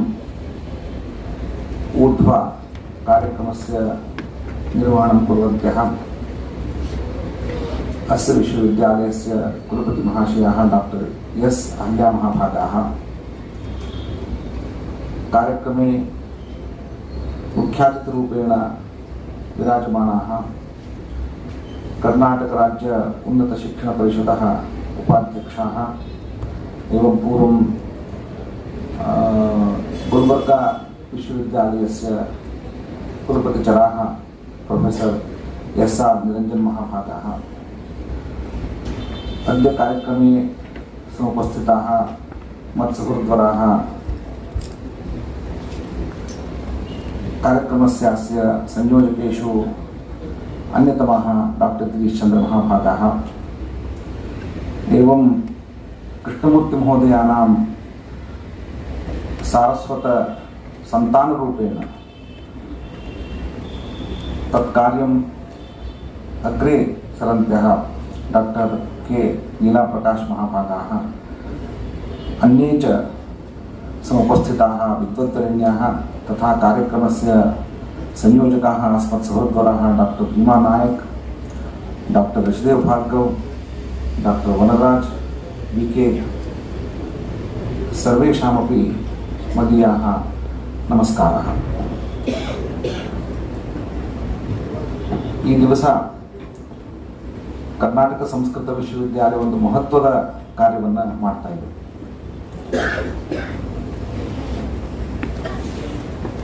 ದಕ್ಷಿಣ ದೇಶದ ವಿದ್ವತ್ ಪರಂಪರೆ ಬಹಳ ವಿಶಾಲವಾದದ್ದು. ಕರ್ನಾಟಕದ ಶತಶತಮಾನಗಳಿಂದ ನಡೆದು ಬಂದಿರತಕ್ಕಂತಹ ಪ್ರಾಚೀನ ವಿದ್ವತ್ ಪರಂಪರೆಯ ಒಂದು ಪ್ರವಾಹ, ಗಂಗಾ ಪ್ರವಾಹವನ್ನೇ ನಾವು ನೋಡ್ತಾ ಇದ್ದೇವೆ. ಅದು ಮೈಸೂರು ಮಹಾರಾಜರ ಪೋಷಣೆಯಿಂದ ಒಂದು ದೊಡ್ಡ ವಿದ್ಯುತ್ ಪರಂಪರೆ ಮೈಸೂರಿನಲ್ಲಿ ಅದು ನಿರಂತರವಾಗಿ ನಡೆದುಕೊಂಡು ಬಂದಿದೆ. ಆದರೆ ಈ ಸಂಸ್ಕೃತದ ವಿದ್ಯುತ್ ಪರಂಪರೆಯ ಒಂದು ಹೊಸ ಉದಯ, ಒಂದು ನವೋದಯ ಅಂತ ಹೇಳುವ ಕಾಲದಲ್ಲಿ ಇದು ಚೆನ್ನೈನಲ್ಲಿ, ಮಡ್ರಾಸ್ನಲ್ಲಿ ಏನು ಬ್ರಿಟಿಷರ ಪಾಶ್ಚಾತ್ಯ ದೇಶದ ಅಧ್ಯಯನದ ಸಂಬಂಧ ಆಯಿತು, ಅದರಂತೆ ಮೈಸೂರಿನಲ್ಲಾಯಿತು, ಪುಣೆಯಲ್ಲಾಯಿತು, ಮತ್ತು ತಿರುವನಂತಪುರದಲ್ಲಿ ಈ ರಾಜ್ಯಗಳಲ್ಲಿ ನಡೆದಿರತಕ್ಕಂಥ ಅನೇಕ ಮಹಾನಗರಗಳಲ್ಲಿ ನಡೆದಿರತಕ್ಕಂಥ ಒಂದು ಸಂವಾದದ ಫಲವಾಗಿ ಒಂದು ಹೊಸ ನವೋದಯದ ಕಾಲದಲ್ಲಿ ನಾವು ವಿದ್ಯುತ್ ಪರಂಪರೆ ಹೊಸ ಮುಖವನ್ನು ಗುರುತಿಸ್ಬೋದು. ಅದರಲ್ಲಿ ಮಡ್ರಾಸ್ನಲ್ಲಿ ಶ್ರೀ ರಾಘವನ್ ಅವರ ಪರಿಚಯವನ್ನು ಜನರು ಹೇಳ್ತಾರೆ. ಹಾಗೆ ಪುಣೆಯಲ್ಲಿ ಸುತ್ತಂಕರ್ ಅವರ ಹೆಸರನ್ನು ಹೇಳ್ತಾರೆ, ವಿ ಕಾಣೆಯವರ ಹೆಸರನ್ನು ಹೇಳ್ತಾರೆ. ನಾನು ಸ್ವತಃ ಹೈದರಾಬಾದಲ್ಲಿರುವಾಗ ಅಲ್ಲಿ ಬಹಳ ದೊಡ್ಡ ಹೆಸರಾಂತಾಗಿರ್ತಕ್ಕಂತಹ ಅನೇಕ ವಿದ್ವಾಂಸರ ಹೆಸರನ್ನು ಹೇಳ್ತಾರೆ. ಆದರೆ ಕರ್ನಾಟಕದಲ್ಲಿ ಆ ಯುಗದ ಒಂದು ಹೊಸ ಹರಿಕಾರರಾಗಿ ಕನ್ನಡ ಮತ್ತು ಸಂಸ್ಕೃತ ಮತ್ತು ಇಂಗ್ಲಿಶಿನ ಒಂದು ಸಂವಾದದ ಕೊಂಡಿಯಾಗಿ ಹೊಸ ನವೋದಯವನ್ನು ಭಾರತದ ಸ್ವಾತಂತ್ರ್ಯದ ಆರಂಭದಲ್ಲಿ ವಿಶ್ವವಿದ್ಯಾಲಯಗಳಲ್ಲಿ ಆರಂಭ ಮಾಡಿರ್ತಕ್ಕಂತಹ ಕಾರ್ಯ ನಡೆಸತಕ್ಕಂಥವರಲ್ಲಿ ಅತ್ಯುನ್ನತವಾದ ಹೆಸರು ಡಾಕ್ಟರ್ ಕೆ ಕೃಷ್ಣಮೂರ್ತಿ ಅವರು. ಪ್ರಾಯಶಃ ಕರ್ನಾಟಕದ ವಿಶ್ವವಿದ್ಯಾಲಯಗಳಲ್ಲಿ ಅಧ್ಯಯನ ಮಾಡಿರ್ತಕ್ಕಂತಹ ಏನೊಂದು ವಿದ್ವತ್ ಪರಂಪರೆ ಇದೆ. ಆನಂತರ ಡಾಕ್ಟರೇಟ್ ಮಾಡಿ ತನ್ಮೂಲಕ ಕರ್ನಾಟಕದ ಉದ್ದಗಲಕ್ಕೂ ಅನೇಕ ವಿಶ್ವವಿದ್ಯಾಲಯಗಳಲ್ಲಿ ಮತ್ತು ಅನೇಕ ಮಹಾವಿದ್ಯಾಲಯಗಳಲ್ಲಿ ಕಾರ್ಯ ಮಾಡಿರ್ತಕ್ಕಂಥ ಒಂದು ಹೊಸ ಯುಗದ ವಿದ್ವತ್ ಪರಂಪರೆ ಇದೆ. ಆ ವಿದ್ವತ್ ಪರಂಪರೆ ಕೆ ಕೃಷ್ಣಮೂರ್ತಿಯವರ ಒಂದು ಶಿಷ್ಯ ವರ್ಗ ಅಂತ ಹೇಳಿದ್ರೆ ಏನೂ ತಪ್ಪಲಾಗಲ್ಲ. ಯಾಕೆಂದರೆ ಅವರನ್ನು ಆಶ್ರಯಿಸದೇನೆ, ಅವರ ಕೃತಿಗಳನ್ನು ಆಶ್ರಯಿಸದೇನೆ ಯಾರೂ ಕೂಡ ತಮ್ಮ ಅಧ್ಯಯನವನ್ನು ಮುಂದುವರಿಸಿಲ್ಲ. ಇದು ಕರ್ನಾಟಕದಲ್ಲಿ ಮಾತ್ರ ಅಲ್ಲ, ಪ್ರಾಯಶಃ ಭಾರತದಲ್ಲೇ ಕೆ ಕೃಷ್ಣಮೂರ್ತಿಯವರ ಹೆಸರು ಬಹಳ ದೊಡ್ಡ ಹೆಸರು. ಅವರು ಬಹಳ ಸಂಚಾರ ಮಾಡಿದ್ದು ಕಡಿಮೆ, ಆದರೆ ಬರೆದಿದ್ದು ಹೆಚ್ಚು, ಅವರ ಸಂವಾದ ಬರೆದಿದ್ದು ಹೆಚ್ಚು. ನಾನು ಅದನ್ನು ಬಹಳ ಗಂಭೀರವಾಗಿ ಅವರ ಕುರಿತಾಗಿ, ಅವರ ಕೃತಿಗಳ ಕುರಿತಾಗಿ ಮತ್ತು ಅವರ ಕೃತಿಗಳ ಅನೇಕ ಲೇಖನಗಳನ್ನು ಉಲ್ಲೇಖ ಮಾಡುವ ದೃಷ್ಟಿಯಿಂದ ನಾವು ರಾಘವನ್ ಅವರ ಜೊತೆ ಹಿಡಿದು ಅವರ ಶಿಷ್ಯ ವರ್ಗ, ಆಮೇಲೆ ಹೈದರಾಬಾದ್ನಲ್ಲೂ ಕೂಡ ಅನೇಕ ವಿದ್ವತ್ ಪರಂಪರೆ, ಪುಣೆ, ಮುಂಬೈ ಹಾಗೂ ಕೇರಳ, ಉತ್ತರ ಭಾರತದಲ್ಲಿ ವಾರಾಣಸಿ, ದೆಹಲಿ, ಈ ಎಲ್ಲ ವಿದ್ವತ್ ಪರಂಪರೆಯಲ್ಲಿ ನಾವು ಅವರು ಬರೆದ ಕೃತಿಗಳನ್ನು ನೋಡಿದ್ರೆ ಕೆ ಕೃಷ್ಣಮೂರ್ತಿಯವರ ಉಲ್ಲೇಖವಿಲ್ಲದೆ ಯಾವ ಕೃತಿಗಳು ಬಂದಿಲ್ಲ. ಹೀಗಾಗಿ ಕೇರಳಾಪುರಂ ಕೃಷ್ಣಮೂರ್ತಿಯವರು, ಕೇರಳ ಕೆ ಅಂತ ಹೇಳ್ತಾನೆ, ಆದರೆ ಜನರಿಗೆ ಕೆ ಅಂದರೆ ಎಲ್ಲೂ ಗೊತ್ತಾಗಲ್ಲ, ಅದು ನಾನು ಇಂಥ ಹೆಸರುಗಳನ್ನು ಉಳಿಸಬೇಕು. ಡಾಕ್ಟರ್ ಕೇರಳಾಪುರಂ ಕೃಷ್ಣಮೂರ್ತಿಯವರು ನಮ್ಮ ಕರ್ನಾಟಕ ರಾಜ್ಯದ ನವೋದಯ ಸಂಸ್ಕೃತ ಯುಗದ ಒಬ್ಬ ಆರಂಭದ ಹರಿಕಾರರು ಅಂತ ಹೇಳಿದರೆ ಯಾವ ತಪ್ಪು ಆಗಲ್ಲ. ಮತ್ತು ಬಹಳ ಗೌರವದಿಂದ ಹೆಮ್ಮೆಯಿಂದ ಈ ವಿಷಯಗಳನ್ನು ಹೇಳಿಕೊಳ್ಬೇಕು. ಕೇರಳಾಪುರಂ ಕೃಷ್ಣಮೂರ್ತಿಯವರ ಅಧ್ಯಯನ ಆರಂಭವಾಗಿದ್ದು ಸ್ವಾತಂತ್ರ್ಯ ಪೂರ್ವದಲ್ಲಿ. ಅವರು ಸ್ವಾತಂತ್ರ್ಯ ಪೂರ್ವದಲ್ಲೇ ತಮ್ಮ ಅಧ್ಯಯನವನ್ನು ಮುಗಿಸಿ ಅವರು ಅವರ ಜೀವನ ಚರಿತ್ರೆ ನೋಡಿದ್ರೆ ಗೊತ್ತಾಗುತ್ತೆ. ಪ್ರಾಯಶಃ ಕರ್ನಾಟಕದ ಎಲ್ಲ ಭಾಗಗಳಲ್ಲಿ ಅವರು ಕಾರ್ಯ ಮಾಡಿದ್ದಾರೆ. ಕರ್ನಾಟಕದ ಉತ್ತರ ಕರ್ನಾಟಕದ ಬಾಗಲಕೋಟೆ, ಆಮೇಲೆ ಮೈಸೂರಿನಲ್ಲಿ ಅಧ್ಯಯನ ನಡೆದಿದ್ದು, ಜೊತೆಗೆ ಮಂಗಳೂರಿನಲ್ಲಿ ಕಾರ್ಯ ಮಾಡಿದ್ದಾರೆ, ಇಲ್ಲಿ ಹುಂಟಾದಲ್ಲಿ, ಆನಂತರ ಧಾರವಾಡ ವಿಶ್ವವಿದ್ಯಾಲಯದ, ಕರ್ನಾಟಕ ವಿಶ್ವವಿದ್ಯಾಲಯ ಕಾರ್ಯ ಮಾಡಿದ್ದಾರೆ. ಪುಟ್ಟಪರ್ತಿಯಲ್ಲಿ ಕೂಡ ಇನ್ಸ್ಟಿಟ್ಯೂಟ್ ಆಫ್ ಹೈಯರ್ ಲರ್ನಿಂಗ್ನಲ್ಲಿ ಕೂಡ ಪುಟ್ಟಪರ್ತಿ ಸಾಯಿಬಾಬಾ ಅವರ ಆಶೀರ್ವಾದ ಜೊತೆಗೆ ಅಲ್ಲಿಯೂ ಕಾರ್ಯ ಮಾಡಿದ್ದಾರೆ. ಮೈಸೂರಿನಲ್ಲಿ ಕೂಡ ಇದ್ದರು. ಹೀಗೆ ಕರ್ನಾಟಕದ ಎಲ್ಲ ಪ್ರದೇಶಗಳಲ್ಲಿ ಕಾರ್ಯ ಮಾಡ್ತಾರೆ. ಧಾರವಾಡದಲ್ಲಿ ಕರ್ನಾಟಕ ವಿಶ್ವವಿದ್ಯಾಲಯದಲ್ಲಿ ಬಹಳ ದೀರ್ಘಕಾಲಿಕ ಸೇವೆಯನ್ನು ಅವರು ಪ್ರಾಧ್ಯಾಪಕರಾಗಿ ಸಲ್ಲಿಸಿದರು. ಈ ಹಂತದಲ್ಲಿ ನಾವು ಅವರ ಕೊಡುಗೆಯನ್ನು ಗಮನಿಸಿದರೆ ಕೇವಲ ಅಲಂಕಾರ ಶಾಸ್ತ್ರಕ್ಕೆ ಅಂತ ಸೀಮಿತಗೊಳಿಸಲಿಕ್ಕೆ ಆಗೋದಿಲ್ಲ ಅಂತ ನನಗೆ ಅನಿಸುತ್ತೆ. ಅಲಂಕಾರ ಶಾಸ್ತ್ರ ಅವರ ಮುಖ್ಯ ಅಧ್ಯಯನ ವಿಷಯವಾಗಿತ್ತು. ಯಾಕೆಂದರೆ ಅವರ ಅಧ್ಯಯನ, ಅವರ ಸಂಶೋಧನೆಯ ಕಾರ್ಯವು ಆರಂಭವಾಗಿರ್ತಕ್ಕಂಥದ್ದು ಧ್ವನ್ಯಾಲೋಕದಿಂದ, ಮತ್ತು ಧ್ವನ್ಯಾಲೋಕದ ಕನ್ನಡದ ಅವತರಣಿಕೆಗಳನ್ನು ಇಟ್ಟುಕೊಂಡು, ಮೂಲ ಧ್ವನ್ಯಾಲೋಕ ಮತ್ತು ಅದರ ವಿಮರ್ಶೆಗಳನ್ನು ಇಟ್ಟುಕೊಂಡು ನಡೆಸಿರ್ತಕ್ಕಂಥ ಅಧ್ಯಯನವನ್ನು ತುಂಬ ಮೆಚ್ಚಿಕೊಂಡಂಥವರಲ್ಲಿ ಈ ನಮ್ಮ ಕರ್ನಾಟಕದ ಹಿರಿಯ ಫಿಲಾಸಫರ್ ಆಗಿರ್ತಕ್ಕಂಥ ಅವರಿಂದ ಹಿರಣ್ಣವರ ಆಶೀರ್ವಾದವನ್ನು ಅವರು ಪಡೆದಿದ್ದರು. ಕೇವಲ ಆಶೀರ್ವಾದ ಅಲ್ಲ, ಅವರ ಮೆಚ್ಚುಗೆಯನ್ನು ಪಡೆದಿದ್ದರು. ಅವರ ಜೊತೆಗೆ ಇವರು 20-25 ವರ್ಷದ ತರುಣ, ಆದರೆ ಹಿರಣ್ಣವರು ತುಂಬ ವಯಸ್ಸಾಗಿತ್ತು. ಅವರ ಜೊತೆಗೆ ಒಂದು ಸಂವಾದ ನಡೆಸ್ತಕ್ಕಂಥ ಒಂದು ಆ ತರಹದ ಒಂದು ವಿದ್ವತ್ತಿನ ಮಟ್ಟ ಅಂತ ಹೇಳೋದಾದರೆ ನಾವು ಕೃಷ್ಣಮೂರ್ತಿಯವರ ವಿದ್ವತ್ತಿನ ಮಟ್ಟವನ್ನು ಅರ್ಥ ಮಾಡ್ಕೊಳ್ಬೇಕು. ಹಿರಣ್ಣವರು ಯಾರ ಜೊತೆಗೂ ಹೆಚ್ಚು ಮಾತಾಡ್ತಾ ಇದ್ದವರಲ್ಲ. ಅವರು ಇವರನ್ನು ಕರೆಸಿ ಮನೆಗೆ ಅವರ ಜೊತೆಗೆ 3-4 ಗಂಟೆಗಳ ಕಾಲ ಚರ್ಚೆ ಮಾಡ್ತಾ ಇದ್ರು ಅಂದರೆ ಈ ಯುವ ಕೇರಳಾಪುರಂ ಕೃಷ್ಣಮೂರ್ತಿಯವರ ವಿದ್ವತ್ತಿನ ಮಟ್ಟ ಯಾವುದು ಅಂತ ನಾವು ಅರ್ಥ ಮಾಡ್ಕೊಳ್ಬೋದು. ಹೀಗೆ ಬಹಳ ಗಂಭೀರವಾದ ವಿದ್ವತ್ತಿನ ಎತ್ತರವನ್ನು ಏರತಕ್ಕಂಥ ಕೃಷ್ಣಮೂರ್ತಿಯವರು ಕೇವಲ ಕನ್ನಡದಲ್ಲ, ಕನ್ನಡದ ಸಂಬಂಧ ಅಂತೂ ಇತ್ತು ಅವರಿಗೆ. ಸ್ವತಃ ಕನ್ನಡದಲ್ಲಿ ಬರೆದಿದ್ದಾರೆ, ಅನುವಾದಗಳನ್ನು ಮಾಡಿದ್ದಾರೆ. ಅನೇಕ ಅವರ ಕೃತಿಗಳ ಅನುವಾದವನ್ನು ನಾವು ನೋಡ್ಬೋದು. ಅದರ ಜೊತೆಗೆ ಇಂಗ್ಲೀಷ್ನಲ್ಲಿ ಅನೇಕ ಪ್ರಬಂಧಗಳನ್ನು, ಸಂಸ್ಕೃತದಲ್ಲಿ ಅತ್ಯುತ್ಕೃಷ್ಟವಾದ ಪ್ರಬಂಧಗಳನ್ನು ಮತ್ತು ಪದ್ಯ ಸಾಹಿತ್ಯವನ್ನು ಅವರು ರಚನೆ ಮಾಡಿದ್ದಾರೆ.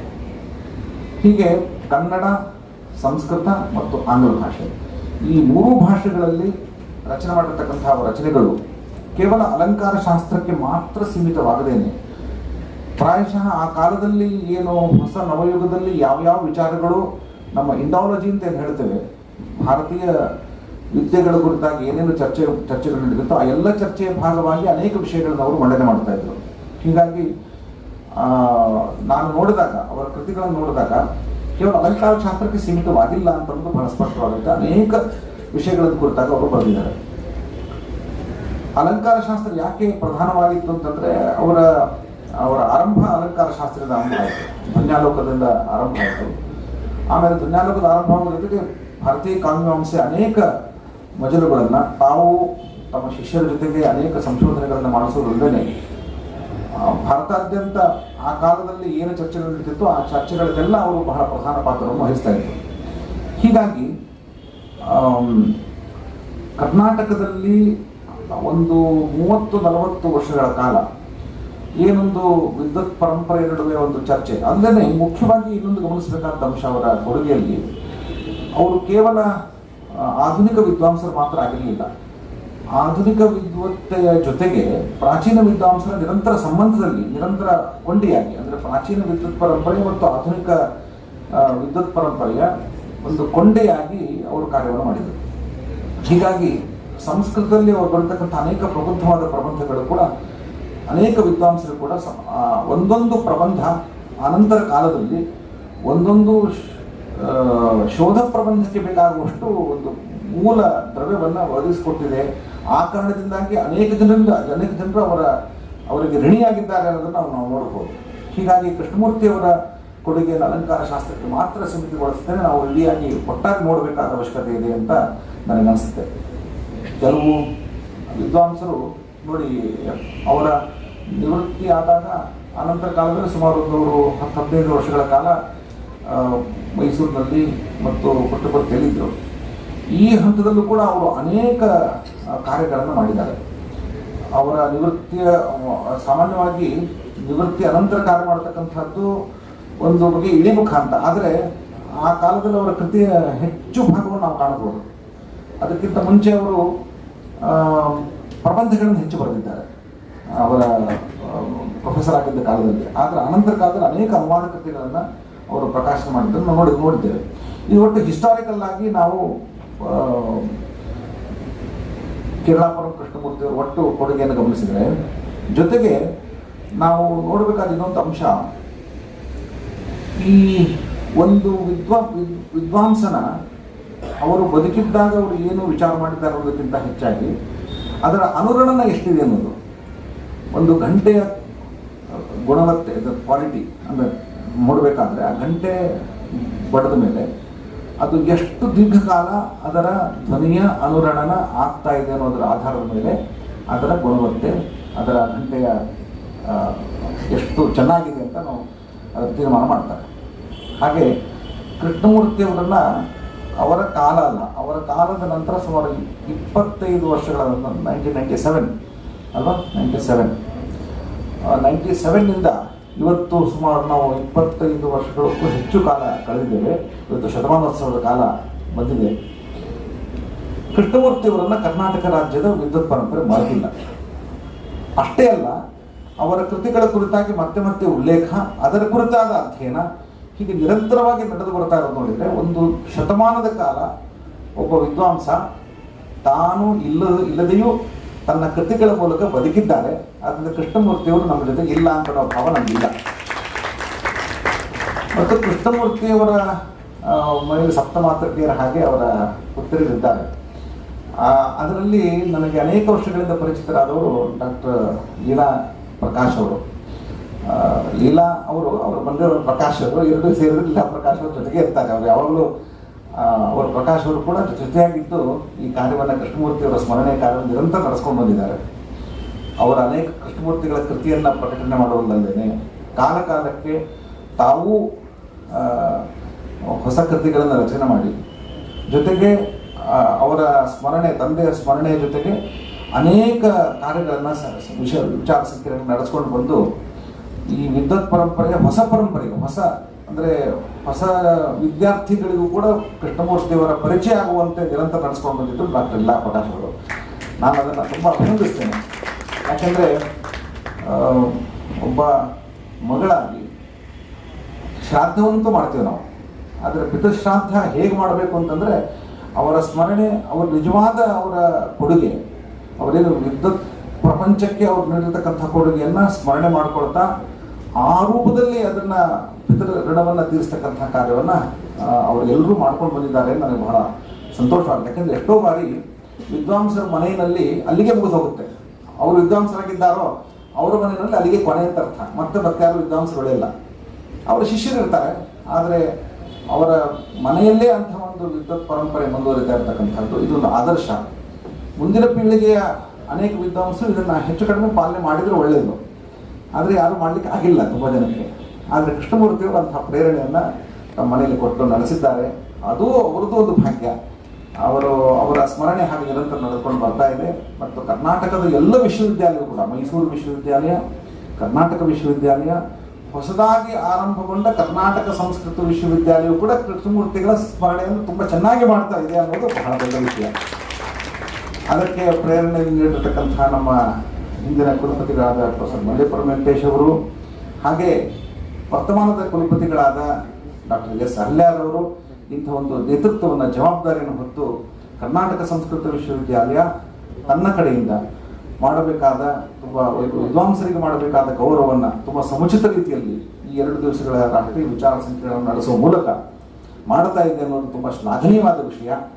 ನನ್ನ ಎಲ್ಲ ಸಹೋದ್ಯೋಗಿ ಮಿತ್ರರು, ಅಲಂಕಾರ ಶಾಸ್ತ್ರ ವಿಭಾಗದ ಸಹೋದ್ಯೋಗಿ ಮಿತ್ರರು ಡಾಕ್ಟರ್ ಎಚ್ ಭಾರ್ಗವ್, ಭೀಮಾನಾಯಕ್, ವನರಾಜ್ ಅವರು ಈ ಒಂದು ಜವಾಬ್ದಾರಿಯನ್ನು ಹೊತ್ತು ನಮ್ಮ ಗಿರೀಶ್ ಚಂದ್ರ ಅವರ ನೇತೃತ್ವದಲ್ಲಿ, ಡಾಕ್ಟರ್ ಶಿವಾನಿ ಅವರ ನೇತೃತ್ವದಲ್ಲಿ ಈ ಒಂದು ಜವಾಬ್ದಾರಿಯನ್ನು ಹೊತ್ತು ಇಂಥ ಒಂದು ಕಾರ್ಯಕ್ರಮವನ್ನು ಆಯೋಜನೆ ಮಾಡುವುದು ಶ್ಲಾಘನೀಯವಾದ ಕೆಲಸ.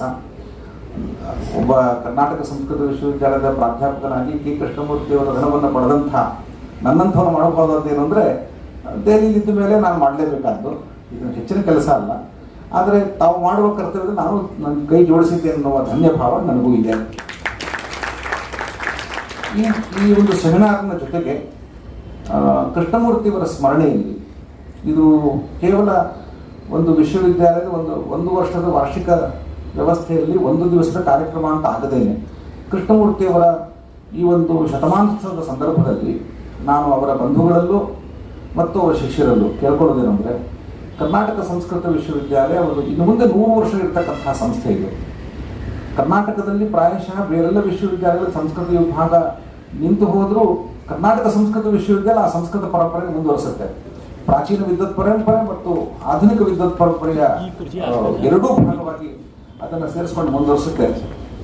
ಆದ್ದರಿಂದ ಅಂಥ ಸಂದರ್ಭದಲ್ಲಿ ಕೆ ಕೃಷ್ಣಮೂರ್ತಿ ಅಂಥವರ ಸ್ಮರಣೆ ನಿರಂತರವಾಗಿ ಆಗುವಂತೆ ಇಲ್ಲೊಂದು ವಾರ್ಷಿಕವಾದ ಅವರ ಹೆಸರಿನಲ್ಲಿ 2 ಕೆಲಸಗಳು ಆದರೆ ಚೆನ್ನಾಗಿರುತ್ತದೆ. ಒಂದು ಅವರ ಹೆಸರಿನಲ್ಲಿ ಒಂದು ವಿಶೇಷವಾದ ಒಂದು ಉಪನ್ಯಾಸದ ಒಂದು ನಿಶ್ಚಿತವಾದ ದಿವಸದಲ್ಲಿ ಅವರ ಉಪನ್ಯಾಸದ ಕಾರ್ಯಕ್ರಮ, ಅವರ ಕೊಡುಗೆಯನ್ನು ಕುರಿತು ಉಪನ್ಯಾಸದ ಕಾರ್ಯಕ್ರಮ ನಿರಂತರ ನಡೆಸೋ ಹಾಗೆ ಒಂದು ವ್ಯವಸ್ಥೆಯನ್ನು ಮಾಡಬೇಕು. ಜೊತೆಗೆ ಇಲ್ಲಿಯ ವಿಭಾಗದಲ್ಲಿ, ಅಲಂಕಾರ ಶಾಸ್ತ್ರ ವಿಭಾಗದಲ್ಲಿ ನೀಡತಕ್ಕಂಥ ಕರ್ನಾಟಕ ಸಂಸ್ಕೃತ ವಿಶ್ವವಿದ್ಯಾಲಯದಿಂದ ನೀಡತಕ್ಕಂಥ ಒಂದು ಗೋಲ್ಡ್ ಮೆಡಲನ್ನು ಕೃಷ್ಣಮೂರ್ತಿ ಹೆಸರಿನಲ್ಲಿ ನೀಡಬೇಕು. ಹಾಗಾದರೆ ಮಾತ್ರ ಶತಮಾನದ ನಂತರವೂ ಕೂಡ ಆ ವ್ಯಕ್ತಿ ಬದುಕಿರ್ತಾರೆ, ಈ ಮೂಲಕ ಬದುಕಿರ್ತಾರೆ. ವಿದ್ವಾಂಸರಿಗೆ ಸಾವಿಲ್ಲ, ಯಾಕೆಂದರೆ ಅವರ ಕೃತಿಗಳಿಗೆ ಸಾವಿಲ್ಲ. ಧನ್ಯವಾದಗಳು. ಒಂದು ಸಂವಾದ ಮಾಡ್ಬೇಕಾದ್ರೆ ಈ ಸಮಾಜದಲ್ಲಿ 2 ಥರನಾದಂತಹ ಜನ ಇರ್ತಾರೆ. ಕೆಲವರು ಉಳಿದಿರ್ಬೇಕಾದ್ರೆ ಅಳೆದೋಗ್ತಾರೆ, ಇನ್ನು ಕೆಲವರು ಅಳೆದ ಮೇಲೂ ಕೂಡ ಉಳಿತಾರೆ ಅಂತ ಹೇಳಿ. ಡಾಕ್ಟರ್ ಕೃಷ್ಣಮೂರ್ತಿ ಅವರ ಸಾಹಿತ್ಯ ಕ್ಷೇತ್ರಕ್ಕೆ ಕೊಟ್ಟಿರ್ತಕ್ಕಂಥ ಕೊಡುಗೆ ಅವತ್ತು ಇವತ್ತು ಮುಂದೆ ನಮ್ಮ ನಂತರದಲ್ಲೂ ಕೂಡ ಉಳ್ಕೊಳ್ಳಿಕ್ಕೆ ಸಾಕ್ಷಿಗಳು ಅವರ ಕೃತಿಗಳು. ಅಂತಹ ಕೃತಿ ರತ್ನದ ಬಗ್ಗೆ ಆ ರತ್ನದ ಬಗ್ಗೆ ವಿಶೇಷವಾಗಿ ಅವರ ಒಂದು ಸಾಧನೆಗಳನ್ನು ಹೇಳೋದ್ರ ಮೂಲಕವಾಗಿ ಮತ್ತಷ್ಟು 2 ಅಭೂತಪೂರ್ವವಾದ ಕೆಲಸಗಳಾಗಲಿಕ್ಕೆ ಅವರು ಮುನ್ನುಡಿಯನ್ನು ಕೊಟ್ಟಿದ್ದಾರೆ. ಇದು ನಮ್ಮೆಲ್ಲರ ಸುದೈವ. ಅಂದರೆ ಯಾವಾಗಲೂ ಕೂಡ ನಮ್ಮ ಒಂದು ಅವರ ಒಂದು ಋಣವನ್ನು ಹೇಳ್ಕೊಳ್ಳೋದು ಇದೆಲ್ಲ ದೊಡ್ಡತನ. ನಮ್ಮ ಪ್ರೊಫೆಸರ್ ಶ್ರೀನಿವಾಸ್ ವರ್ಗೇಡಿ ಅವರು ಮಹಾನ್ ಪರ್ವತ, ಅಲ್ಲಿ ಉತ್ತರ ಭಾರತದಲ್ಲಿ ಆ ಒಂದು ಕೇಂದ್ರೀಯ ವಿಶ್ವವಿದ್ಯಾಲಯ ಅಂದರೆ ಅಲ್ಲಿ ನಾರ್ತ್ ಇಂಡಿಯಾ ಸೌತ್ ಇಂಡಿಯಾ ಅಂತ ಒಂದು ಕಾಂಟ್ರವರ್ಸಿ ಇರುತ್ತೆ. ಅಲ್ಲಿ ನಮ್ಮ ಕನ್ನಡತನವನ್ನು, ನಮ್ಮ ಸಂಸ್ಕೃತತನವನ್ನು ಎತ್ತಿ ಅಲ್ಲಿರೋ ಶಿಷ್ಯ ವೃಂದಗಳು ಇವ್ರ ಬಗ್ಗೆ ಹೇಳ್ತಾರೆ ಅಂದರೆ ನಮ್ಮ ಗೌರವ ಇನ್ನೂ 100 ಪಟ್ಟು ಹೆಚ್ಚಾಯಿತು ಸರ್. ತಾಯಿ ಚಾಮುಂಡೇಶ್ವರಿ ನಮಗೆ ಇನ್ನೂ ಹೆಚ್ಚು ಆರೋಗ್ಯವನ್ನು ಕೊಟ್ಟು ಇನ್ನೂ ಉನ್ನತವಾದ ಕೆಲಸಗಳು ತಮ್ಮಿಂದ ಆಗಲಿ. ತಾವು ಉದ್ಘಾಟನಾ ಭಾಷಣವನ್ನು ಮಾಡಿದರೆ ತಮಗೆ ಧನ್ಯವಾದಗಳು. ಹಾಗೆ ಸ್ನೇಹಿತರೆ, ಕರ್ನಾಟಕ ರಾಜ್ಯದ ಉನ್ನತ ಶಿಕ್ಷಣ ಪರಿಷತ್ತಿನಲ್ಲಿ ಬಹಳ ಸುದೀರ್ಘವಾದಂತಹ ಒಂದು ಸೇವೆಯನ್ನು ಸಲ್ಲಿಸ್ತಿರ್ತಕ್ಕಂಥ ಸ್ನೇಹಜೀವಿಗಳು. ಹೇಗೆಂದರೆ ಒಮ್ಮೆ ಪರಿಚಯ ಆದರೆ ಅವರು ನಮ್ಮ ಮನೆಯವರೇನೋ, ನಮ್ಮ ಅಣ್ಣನೇನೋ, ದೊಡ್ಡಪ್ಪನೇನೋ ಅನ್ನೋಷ್ಟು ಒಂದು ಹೃದಯ ವೈಶಾಲ್ಯತೆಯನ್ನು ಹೊಂದಿರತಕ್ಕಂತಹ ಧೀಮಂತರಾದಂತಹ ಪ್ರೊಫೆಸರ್ ಎಸ್ ನಿರಂಜನ್ ಸರ್ ಅವರು. ಅಂದರೆ ನೋಡಿದ ತಕ್ಷಣ ಈ ಕೆಲಸ ಆಗಬೇಕು, ಸರ್ಕಾರಕ್ಕೆ ನಾವು ಒತ್ತು ಏನೋ ಕೋರಿಕೆ ಕೊಟ್ಟರು ಕೂಡ ಮಾಡೋದಿಲ್ಲ, ಇದಾಗಬೇಕು. ಕರ್ನಾಟಕ ವಿಶ್ವವಿದ್ಯಾಲಯ, ಸಂಸ್ಕೃತ ವಿಶ್ವವಿದ್ಯಾಲಯ ಹಾಗೆ ಕನ್ನಡ ಸಾಹಿತ್ಯ ಪರಿಷತ್ತು ಅವ್ರು ಬರ್ತಾರೆ, ನಾವು ಕ್ರಾಸ್ ಮಾಡ್ಕೊಂಡು ಬರ್ತಾ ಇದ್ವಿ. ಇಲ್ಲ, ಕರ್ನಾಟಕ ಸಂಸ್ಕೃತ ವಿಶ್ವವಿದ್ಯಾಲಯ ಹಾಗೆ ಕನ್ನಡ ಸಾಹಿತ್ಯ ಪರಿಷತ್ತಿಗೆ ಒಂದು ಸೇತುವೆ ಮಾಡಬೇಕು, ಅದನ್ನ ಮಾಡಿ ಅಂತ ಹೇಳಿದ್ರು. ಅಂದರೆ ಎಷ್ಟು ಹಂಬಲ್ನೆಸ್ ಇದೆ ಅಂತೇಳಿ. ಕೆಲವರು ಎಷ್ಟು ನೋಡಿದ್ರು ನೋಡೋದಿಲ್ಲ, ಕೇಳಿದ್ರು ಕೇಳಿಸ್ಕೊಡೋದಿಲ್ಲ. ಅವರೇ ಹೇಳ್ತಾರೆ ನಮಗೆ ಅಂತ ಒಂದು ವಿಶಾಲ ಹೃದಯವಂತ ಪ್ರೊಫೆಸರ್ ಆರ್ ನಿರಂಜನ್ ಸರ್ ಅವರು, ಕರ್ನಾಟಕ ರಾಜ್ಯದ ಉನ್ನತ ಶಿಕ್ಷಣ ಪರಿಷತ್ ಬೆಂಗಳೂರು, ಇವರು ಮುಖ್ಯ ಅತಿಥಿಗಳಾಗಿ ಆಗಮಿಸಿದರೆ ನಮ್ಮ ಕುರಿತು ಮಾತಾಡಬೇಕಾಗಿ ಪ್ರಾರ್ಥನೆ ಸರ್.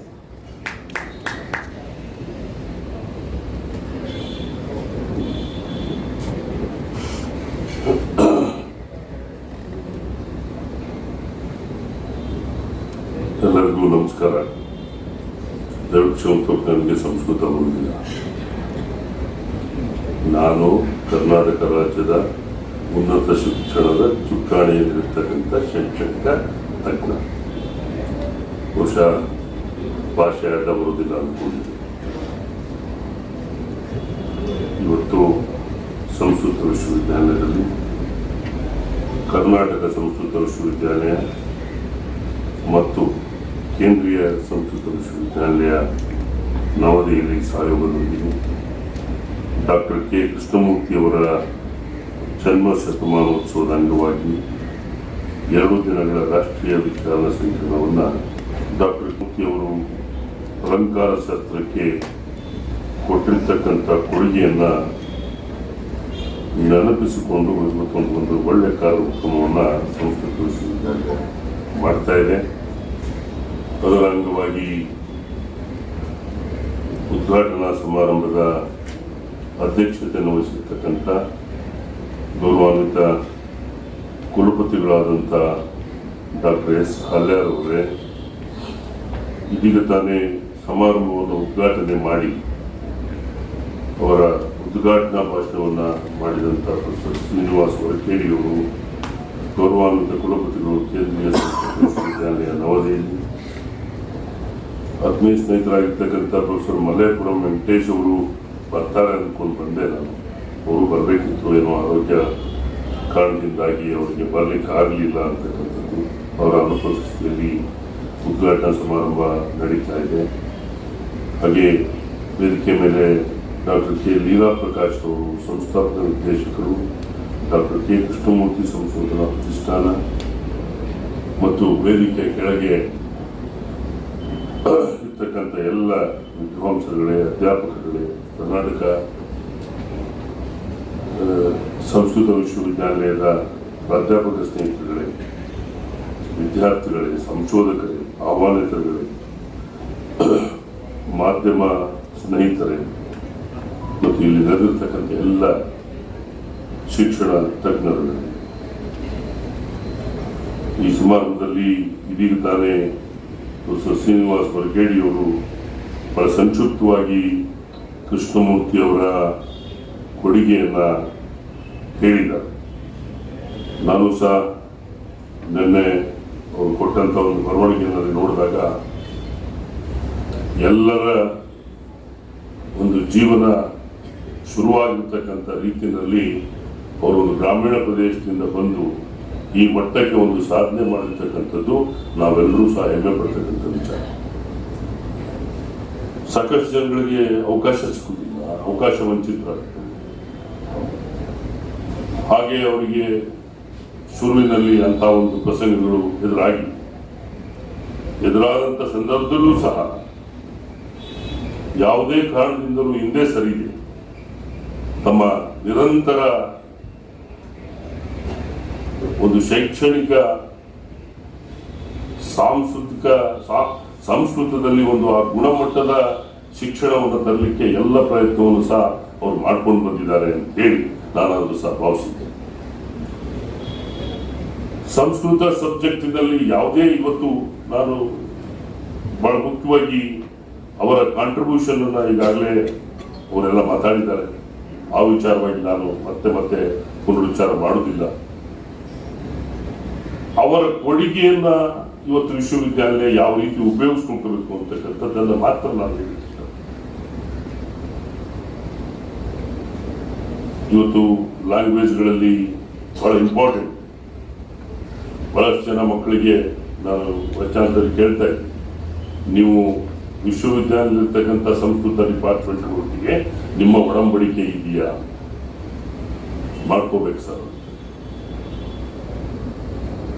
ಸಂಸ್ಕೃತ ವಿಶ್ವವಿದ್ಯಾಲಯಕ್ಕೆ ಸುಮಾರು 13 ವರ್ಷಗಳು.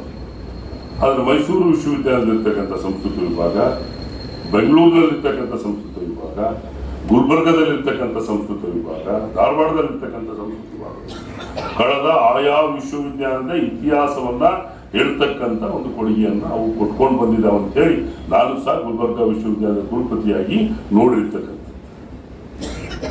ಅದರಿಂದ ಆ ಸಂಶೋಧನೆಗಳು ವಿಶ್ವವಿದ್ಯಾಲಯಕ್ಕೆ ಬರಬೇಕು, ಒಟ್ಟಾಗಿ ಕೆಲಸ ಮಾಡಬೇಕು ಅಂತಕ್ಕಂಥದ್ದು ಒಂದು ಶೈಕ್ಷಣಿಕ ಉದ್ದೇಶವಾಗಬೇಕು. ಆಗ ಈ ಅಲಂಕಾರ ಶಾಸ್ತ್ರ ಮತ್ತು ಇನ್ಯಾವುದೇ ವಿಭಾಗಗಳು ಬೇರೆ ಬೇರೆ ಡಿಸಿಪ್ಲಿನ್ ನಲ್ಲಿ ಬಂದಾಗ ಕೃಷ್ಣಮೂರ್ತಿ ಅವರಂತ ಕೊಡುಗೆಗಳು ಅದು ಪ್ರಮುಖವಾಗಿ ಮುಂಚೂಣಿಯಲ್ಲಿ ಬರಲಿಕ್ಕೆ ಸಾಧ್ಯವಾಗ್ತದೆ. ಧಾರವಾಡ ವಿಶ್ವವಿದ್ಯಾಲಯದಲ್ಲಿ ಸುಮಾರು ವರ್ಷಗಳ ಕಾಲ ಸೇವೆ ಮಾಡಿ ಅಲ್ಲಿ ಅವರ ಫುಟ್ ಪ್ರಿಂಟ್ಸ್ ಇರ್ಬೋದು, ತಗೋಬೇಕಾಗ್ತದೆ. ಅದನ್ನು ತಗೊಂಡು ನಾನು ಮೊನ್ನೆ ತಾನೇ ಜವಾಹರ್ಲಾಲ್ ನೆಹರು ಯೂನಿವರ್ಸಿಟಿಗೆ ಕರ್ನಾಟಕ ಸರ್ಕಾರ ನನಗೊಂದು ಡೆಪ್ಯುಟೇಷನ್ ಮಾಡಿ ಅಲ್ಲಿ ಒಂದು ನಾವು ಕನ್ನಡ ಚೇರ್ ಅನ್ನ ಮಾಡಿದ್ವಿ. 2000 ಕರ್ನಾಟಕ ಸರ್ಕಾರ ಒಂದು ಕನ್ನಡ ಚೇರ್ ಅನ್ನ ಮಾಡಿದೆ. ಬಹುಶಃ ಅದು 5 ವರ್ಷ ನಡೆದು ಮತ್ತೆ ಈಗ 3 ವರ್ಷ 8 ವರ್ಷ ಆಗಿದೆ. ಅದು ಯಾಕೋ ಅಂತ ಒಂದು ಸಕ್ಸಸ್ ದಾರಿನಲ್ಲಿ ಹೋಗಲಿಲ್ಲ, ಕುಂಠಿತವಾಗಿದೆ ಅಂತಕ್ಕಂಥದ್ದು ಸರ್ಕಾರದ ಗಮನಕ್ಕೆ ಬಂದು ನನಗೆ ಒಂದು ರಿಪೋರ್ಟ್ ತರಲಿಕ್ಕೆ ನನ್ನನ್ನು ಕಳಿಸಿದೆ. ನಾನು ಹೋಗಿ ಆ ಕುಲಪತಿ ಒಟ್ಟಿಗೆ ಮಾತಾಡಿ ಒಂದು ರಿಪೋರ್ಟ್ ಅನ್ನು ಸಹ ತಗೊಂಡು ಬಂದು ಕರ್ನಾಟಕ ಸರ್ಕಾರದ ಮುಂದೆ ಇಟ್ಟಿದ್ದೆ.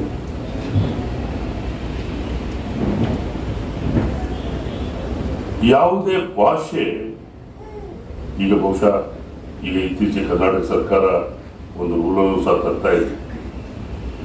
ಯಾವುದೇ ವಿದ್ಯಾರ್ಥಿಗೆ ಯಾವುದೇ ಐಚ್ಛಿಕ ವಿಷಯದಲ್ಲಿ ಪರೀಕ್ಷೆಗಳನ್ನ ಬರೀಲಿಕ್ಕೆ ಭಾಷೆ ಅಡ್ಡ ಬರಬಾರದು ಅಂತಕ್ಕಂಥ ಉದ್ದೇಶದಿಂದ ಎಲ್ಲ ಭಾಷೆನಲ್ಲೂ ಪುಸ್ತಕಗಳು ಸಿಕ್ಕಬೇಕು ಅಂತ. ಮೆಡಿಕಲ್ಲು ಸಹ ಅವ್ನು ಸಂಸ್ಕೃತದಲ್ಲಿ ಪರೀಕ್ಷೆ ಬರೀತೀನಿ ಅಂದ್ರೆ ಸಂಸ್ಕೃತದಲ್ಲಿ ಮೆಡಿಕಲ್ ಸಿಕ್ಬೇಕು ಅಂತಕ್ಕಂಥದ್ದು, ಎಂಜಿನಿಯರಿಂಗ್ ಅಲ್ಲಿ ಸಿಕ್ಬೇಕು ಅಂತಕ್ಕಂಥದ್ದು ಈಗ ನಮಗೆ ಈಗ ಇತ್ತೀಚೆಗೆ ಕೊಟ್ಟಿರ್ತಕ್ಕಂಥ ಒಂದು ಕೌನ್ಸಿಲ್ಗೆ ಅಸೈನ್ಮೆಂಟ್. ಎಲ್ಲ ಭಾಷೆಯಲ್ಲೂ ಇವತ್ತು ಕನ್ನಡದಲ್ಲಿ ಪರೀಕ್ಷೆ ಬರೀತೇನೆ ಅಂದ್ರೆ, ಸಂಸ್ಕೃತದಲ್ಲಿ ಬರೀತೇನೆ ಅಂದ್ರೆ, ಇಂಗ್ಲಿಷ್ ನಲ್ಲಿ ಬರೀತೇನೆ ಅಂದ್ರೆ ಮುಕ್ತವಾದಂತ ಅವಕಾಶ ಮಾಡಿಕೊಡ್ಬೇಕು. ಅದಕ್ಕೇನಾಗಬೇಕು, ಅದಕ್ಕೆ ಮುಖ್ಯವಾಗಿ ಕೃಷ್ಣಮೂರ್ತಿ ಅವರಂತ ಕೊಡುಗೆ ಇವತ್ತು ನಮಗೆ ಬಳಕೆಗೆ ಬರಬೇಕಾದ್ರೆ ಟ್ರಾನ್ಸ್ಲೇಷನ್ಗಳಾಗಬೇಕು. ವಿಶ್ವವಿದ್ಯಾಲಯ ಆ ಮಟ್ಟದಲ್ಲಿ ಚಿಂತನೆ ಮಾಡಬೇಕು. ಸಂಸ್ಕೃತದಲ್ಲಿರ್ತಕ್ಕಂಥ ವಿಚಾರಗಳು ಇವತ್ತು ಬೇರೆ ಬೇರೆ ಭಾಷೆನಲ್ಲಿ ಬರಬೇಕು, ಟ್ರಾನ್ಸ್ಲೇಷನ್ ಆಗಬೇಕು ಅಂತಕ್ಕಂಥದ್ದು. ಟ್ರಾನ್ಸ್ಲೇಟ್ ಬೇಕಾದಷ್ಟು ವಿಚಾರಗಳು ಇವತ್ತು ಅಲ್ಲಿ ಅಡಗಿರ್ಬೋದು. ಅದನ್ನು ಇವತ್ತು ಬೇರೆ ಭಾಷೆಗೆ ತರ್ಜುಮೆ ಮಾಡಿ ಎಲ್ಲ ಭಾಷೆ ಕನ್ನಡದಲ್ಲಿ ಬಹುಶಃ ಬಿಡುಮಲೆಯವರು 5 ವರ್ಷ ಅವರು ಜೈಲಿನಲ್ಲಿ ನಾವು ಕನ್ನಡ ರೀತಿದ್ವು. ನಾನು ಮೊನ್ನೆ ಪುಸ್ತಕಗಳನ್ನು ತಗೊಂಡ್ಬಂದಿದ್ದೆ. ಸುಮಾರು ಪುಸ್ತಕಗಳನ್ನ ಕನ್ನಡದಿಂದ ಇಂಗ್ಲಿಷ್ಗೆ ಮಾಡ್ತಾರೆ, ಸಂಸ್ಕೃತದಿಂದ ಇಂಗ್ಲಿಷ್ಗೆ ಮಾಡ್ತಾರೆ.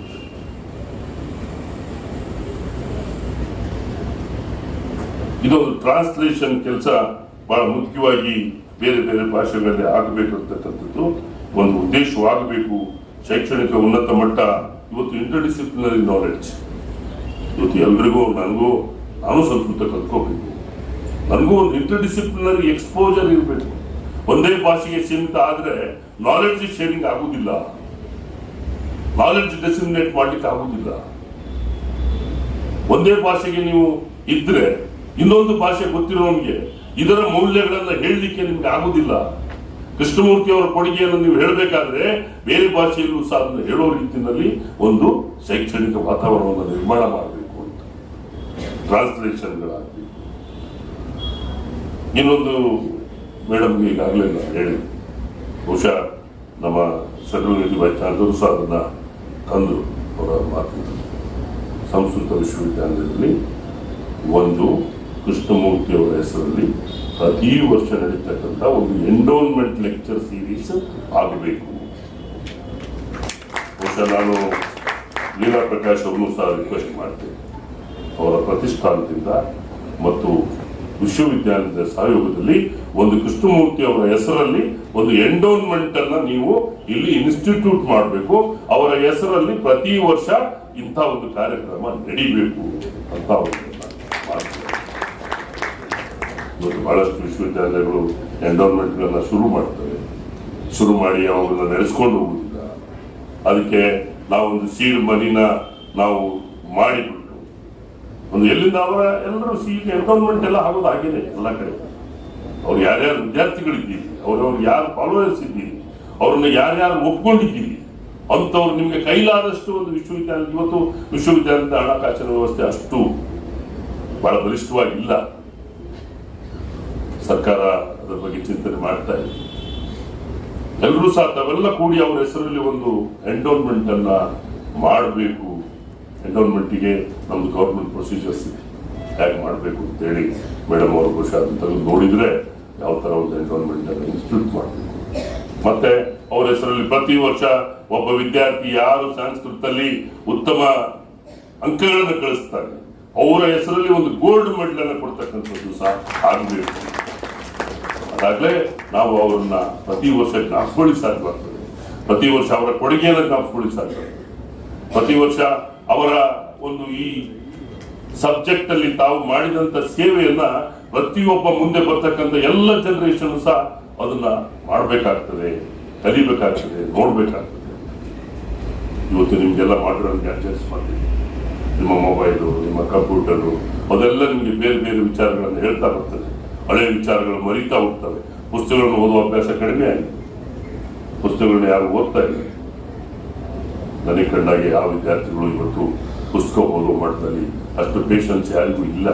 400 ಪೇಜ್ 300 ಪೇಜ್ ಪುಸ್ತಕ ಎಲ್ಲರೂ ಇವತ್ತು ನೀವು ಬಹಳ ಇವತ್ತು ನಿಮಗೆ ಮಾಡರ್ನ್ ಡಿಜಿಟಲ್ ಲರ್ನಿಂಗ್ ಅಲ್ಲಿ ನೀವು ಡಿಜಿಟಲೈಸ್ ಆಗ್ಬಿಟ್ಟಿದ್ದೀರಿ ಮೈಂಡ್. ಆ ಡಿಜಿಟಲೈಸ್ ಆಗಿರ್ತಕ್ಕಂಥದ್ದು ಒಂದು ಕಡೆ ಎಕ್ಸ್ಪೋಜರ್ ಸಿಗ್ತದೆ ಇರ್ತಕ್ಕಂಥದ್ದು, ಇನ್ನೊಂದು ಕಡೆ ಎಲ್ಲೋ ವಿಚಾರ ನಿಮ್ಗೆ ಮರೆಮಾಚಿ ಹೋಗ್ತದೆ ಅಂತ. ನಾವು ಅದಕ್ಕೆ ಮೇಡಮ್ ಅಂತ ಹೇಳ್ತೇವೆ, ಎಲ್ಲ ಟೀಚರ್ಸ್ ಹೇಳ್ತೇವೆ, ನೀವು ಪರೀಕ್ಷೆ ಆನ್ಸರ್ ಪೇಪರ್ಗಳನ್ನ ಸರಿಯಾಗಿ ರಿವ್ಯೂ ಮಾಡಿ ನೋಡಿ ಯಾವ ಹುಡುಗ ಎಲ್ಲಿ ಏನನ್ನ ಬಿಡ್ತಾ ಹೋಗ್ತಾ ಇದ್ದಾನೆ. ಸರಿಗೆ ಇವ್ಯಾಲ್ಯುಯೇಟ್ ಮಾಡಿದ್ರೆ ಯಾರಿಗೂ ನಿಮ್ಗೆ 50% ಮೇಲೆ ಮಾರ್ಕ್ ಬರುವುದಿಲ್ಲ. ಬರವಣಿಗೆ ಹೋಗಿದೆ, ಬರೀತಾ ಇಲ್ಲ, ಎಲ್ಲ ಕಟ್ ಅಂಡ್ ಪೇಸ್ಟಿಗೆ ಬಂದಿದ್ದೀರಿ. ಅದು ಎಲ್ಲೋ ಒಂದು ಕಡೆ ನಿಮ್ಮ ಕಲಿಕೆ ವಿಧಾನವನ್ನು ಸಪ್ರೆಸ್ ಮಾಡ್ತದೆ. ನಾನೀಗ ಮೇಡಮ್ ಜೊತೆ ಬರುವಾಗ ನಿಮ್ಮ ಲಿಪಿಗಳನ್ನು ನೋಡಿ ಬಂದೆ, ಅದು ಕೇಳಿದ್ರು, ಅದು ಮೇಡಮ್ ಇದೆಲ್ಲ ಓದ್ಲಿಕ್ಕಾಗ್ತದ? ಓದ್ತಾ ಬಂದ್ಬಿಡುತ್ತೆ ಸರ್. ಮತ್ತೆ ನಮ್ಮಂಥವ್ರಿಗೆ ಕಣ್ಣು ವೀಕಾದವ್ರಿಗೆ ಕಾಣುವುದಿಲ್ಲ, ಆದ್ರೆ ವಿದ್ಯಾರ್ಥಿಗಳಿಗೆ ಕಾಣುತ್ತೆ. ಅದು ಅವ್ರಿಗೆ ಕಾಣಬೇಕು, ಅವ್ರಿಗೆ ಕಾಣಲಿಲ್ಲ ಅಂದ್ರೆ ಲಿಪಿ ಆಗ್ಬೇಕು. ಹಿಂದೆ ನಮ್ಮ ಕಾಲದಲ್ಲಿ ನಾವು ಇಂಡೆಕ್ಸ್ ಕಾರ್ಡ್ ಅಂತ ಬರೀತಾ ಇದ್ವಿ ಸಂಶೋಧನೆ ಮಾಡೋದು. ಬಹುಶಃ 1980s ಅಲ್ಲಿ 90s ಅಲ್ಲಿ ಯಾರು PhD ಮಾಡಿದ್ದೀರಿ ಅವತ್ತು ಯಾವ ಕಂಪ್ಯೂಟರ್ ನಮ್ಮ ಹತ್ರ ಇರಲಿಲ್ಲ. ಅವತ್ತಿದ್ದು ಮ್ಯಾನ್ಯುವಲ್ ಟೈಪ್ ರೈಟರ್, ₹2 ಒಂದು ಪೇಪರ್ ಟೈಪ್ ಮಾಡ್ತಿದ್ದ ಅವನು. ಅದನ್ನ ಅವ್ನು ಟೈಪ್ ಮಾಡಿದ್ ಯಾವುದೇ ಭಾಷೆ ಇರಲಿ, ಟೈಪ್ ಮಾಡಿ ತಪ್ಪಾಯ್ತು ಅಂದ್ರೆ ಅದ್ರ ಮೇಲೆ ಇಷ್ಟು ವೈಟಿಂಗ್ ಹಾಕ್ಬಿಟ್ಟು ಮತ್ತೆ ನಾವು ಹೇಳಿದ್ದನ್ನ ಕರೆಕ್ಟ್ ಮಾಡ್ತಾ ಇದ್ದ. ಅಂತಹದ್ದೊಂದು ಕಾಲ ಈ ಶೈಕ್ಷಣಿಕ ವ್ಯವಸ್ಥೆ ಇವತ್ತು ನಿಮಗೆ ಕಟ್ ಅಂಡ್ ಪೇಸ್ಟ್ ಬಂದು ನಾವು ಒಂದು ಶಬ್ದ ತಪ್ಪಾಗಿದೆ ಅಂತ ನೋಡಿ ವೈಟಿಂಗ್ ಮಾಡ್ತಾ ಇದ್ವು. ಈಗ ನಿಮ್ಗೆ ಎಂತ ಕಾಲ ಬಂದಿದೆ ಅಂದ್ರೆ ಪೇಸ್ಟ್ ಟುಗೆದರ್ ತಪ್ಪಾಗಿರ್ತದೆ ಕಟ್ ಅಂಡ್ ಪೇಸ್ಟ್ ಅಲ್ಲಿ. ನಿಮ್ಮ ಹೆಸರೇ ಬಿಟ್ಟು ಇನ್ಯಾರ್ದ ಹೆಸರು ಬಂದ್ಬಿಟ್ಟಿರುತ್ತೆ. ಹಾಗಾಗಿ ಇವತ್ತು ಡಿಜಿಟಲ್ ಲರ್ನಿಂಗ್ ಅಲ್ಲಿ ಇಂಟರ್ನೆಟ್ ಥಿಂಗ್ಸ್ ಅಂತಕ್ಕಂಥದ್ದು, ಗ್ಲೋಬಲ್ ಎಕ್ಸ್ಪೋಜರ್ ಅಂತಕ್ಕಂಥದ್ದು ಇವತ್ತು ಬಹಳ ಮುಖ್ಯವಾಗಿ ನಾವು ಮಾಡ್ತಕ್ಕಂಥದ್ದು ವಿಚಾರ. ಕಮ್ಯುನಿಕೇಶನ್ ಅಲ್ಲಿ ಅದು ಬಹಳ ಇಂಪಾರ್ಟೆಂಟ್ ಪಾತ್ರವನ್ನು ತಗೊಳ್ತದೆ. ಕಮ್ಯುನಿಕೇಟ್ ಮಾಡಬೇಕಾದ್ರೆ ನಿಮ್ಗೆ ಸುಮ್ಮನೆ ಹೇಳ್ತೇನೆ, ಯಾವ ಭಾಷೆನಾದ್ರು ತಗೊಳ್ಳಿ. 11.52 ಲಕ್ಷ ಜನ UPSC ಎಕ್ಸಾಮಿನೇಷನ್ ಬರೀತಾರೆ. ಪಾಸಿಂಗ್ ಪರ್ಸೆಂಟೇಜು 0.5% ಬರ್ತದೆ. 25 ಲಕ್ಷ ಜನ ನಮ್ಮ ಫೈನಾನ್ಸ್ ಆಫೀಸರ್ ಎತ್ತೋದು, ಅವ್ರು ಅದೇ ಬ್ಯಾಚ್ ಅಲ್ಲಿ KS ಮಾಡಿ 25 ಲಕ್ಷ ಹುಡುಗರು KPSC ಎಕ್ಸಾಮ್ ಬರೀತೀರಿ, ಪಾಸಿಂಗ್ ಪರ್ಸೆಂಟೇಜ್ 0.2% ಬರ್ತದೆ. ಅರ್ಥ ನಮ್ಗೆ ಎಲ್ಲೋ ಒಂದ್ ಕಡೆ communication, interaction skill of writing, reading, disseminating, interacting with others ಮರೆಯಾಗ್ತಾ ಇದೆ. ಅದಕ್ಕೋಸ್ಕರ ನಮ್ಮ ಹುಡುಗರು ನಮ್ಗೆ ಅದಕ್ಕೆ ಇವತ್ತು ಶೈಕ್ಷಣಿಕ ರಂಗದಲ್ಲಿ ಅಂತ ಒಂದು ಬದಲಾವಣೆ, ಅದು ಯಾವುದೇ ಭಾಷೆ ಇರಲಿ, ಇವತ್ತು ಶೈಕ್ಷಣಿಕವಾಗಿ ಮಕ್ಕಳು ತಿಳಿಬೇಕಂದ್ರೆ ಒಂದು inter disciplinary knowledge, multi cultural practice ಇರಲೇಬೇಕು. ಅದಿದ್ದಾಗ ಮಾತ್ರ ಸಕ್ಸಸ್ಫುಲ್ ಆಗಲಿಕ್ಕೆ ಸಾಧ್ಯ. It leads to success.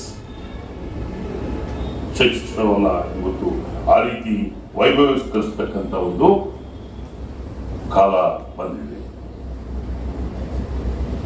ಮೊನ್ನೆ ಒಂದು ಯಾವ್ದು ಪೇಪರ್ ಬರ್ತದೆ ಕೇಂಬ್ರಿಡ್ಜ್ ಇಂದ, you want to make an MOU with Cambridge university for English learning.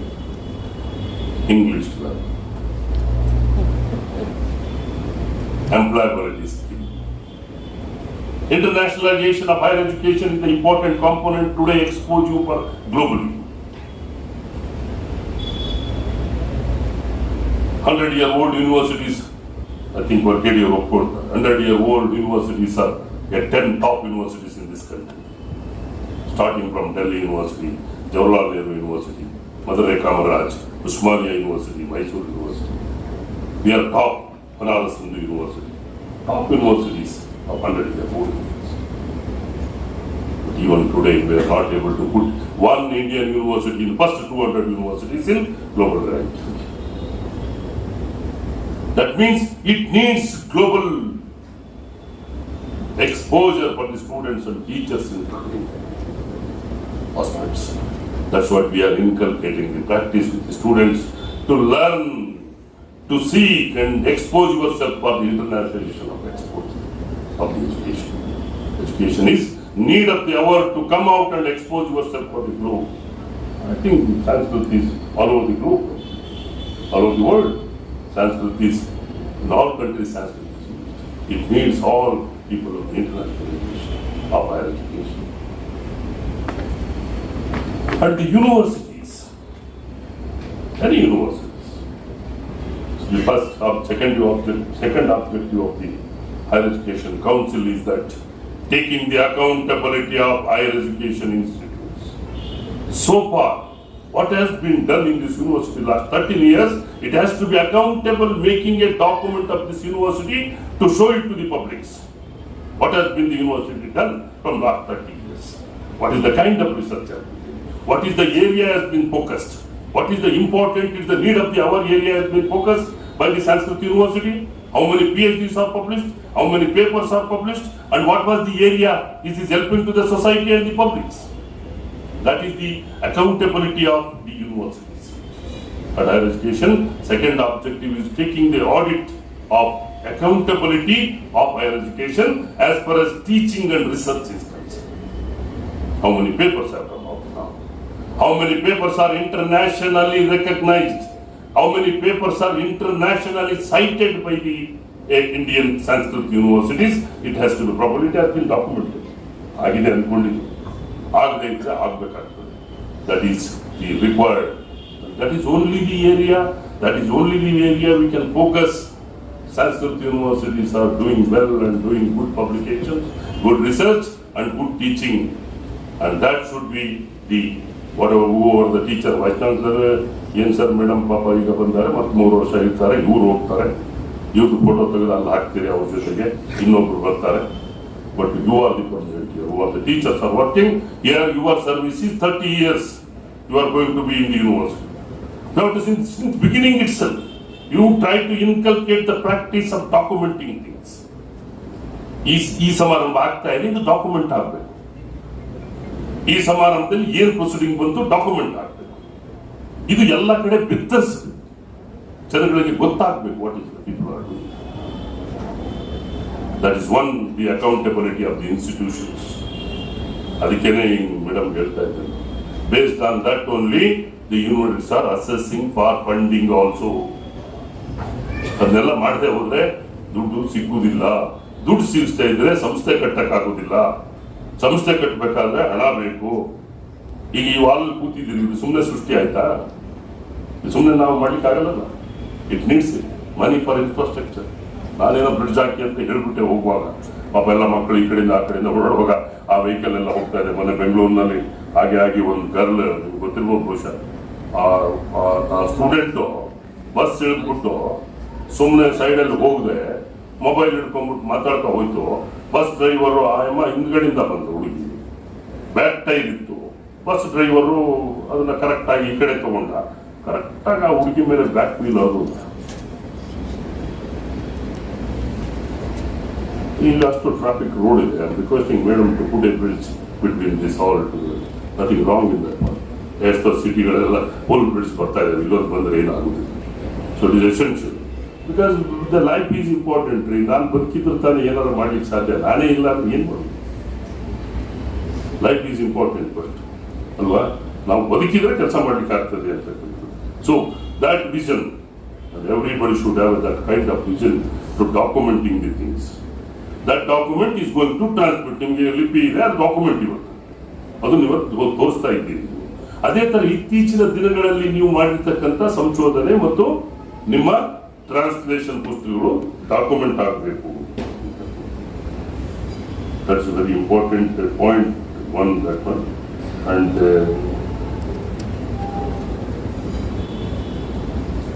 this MOU is also important with the universities. Make this council will help in making an MOU, whatever kind of the MOU the university wanted to make with the established universities, and that universities has to support you and cooperate with you to making all these things.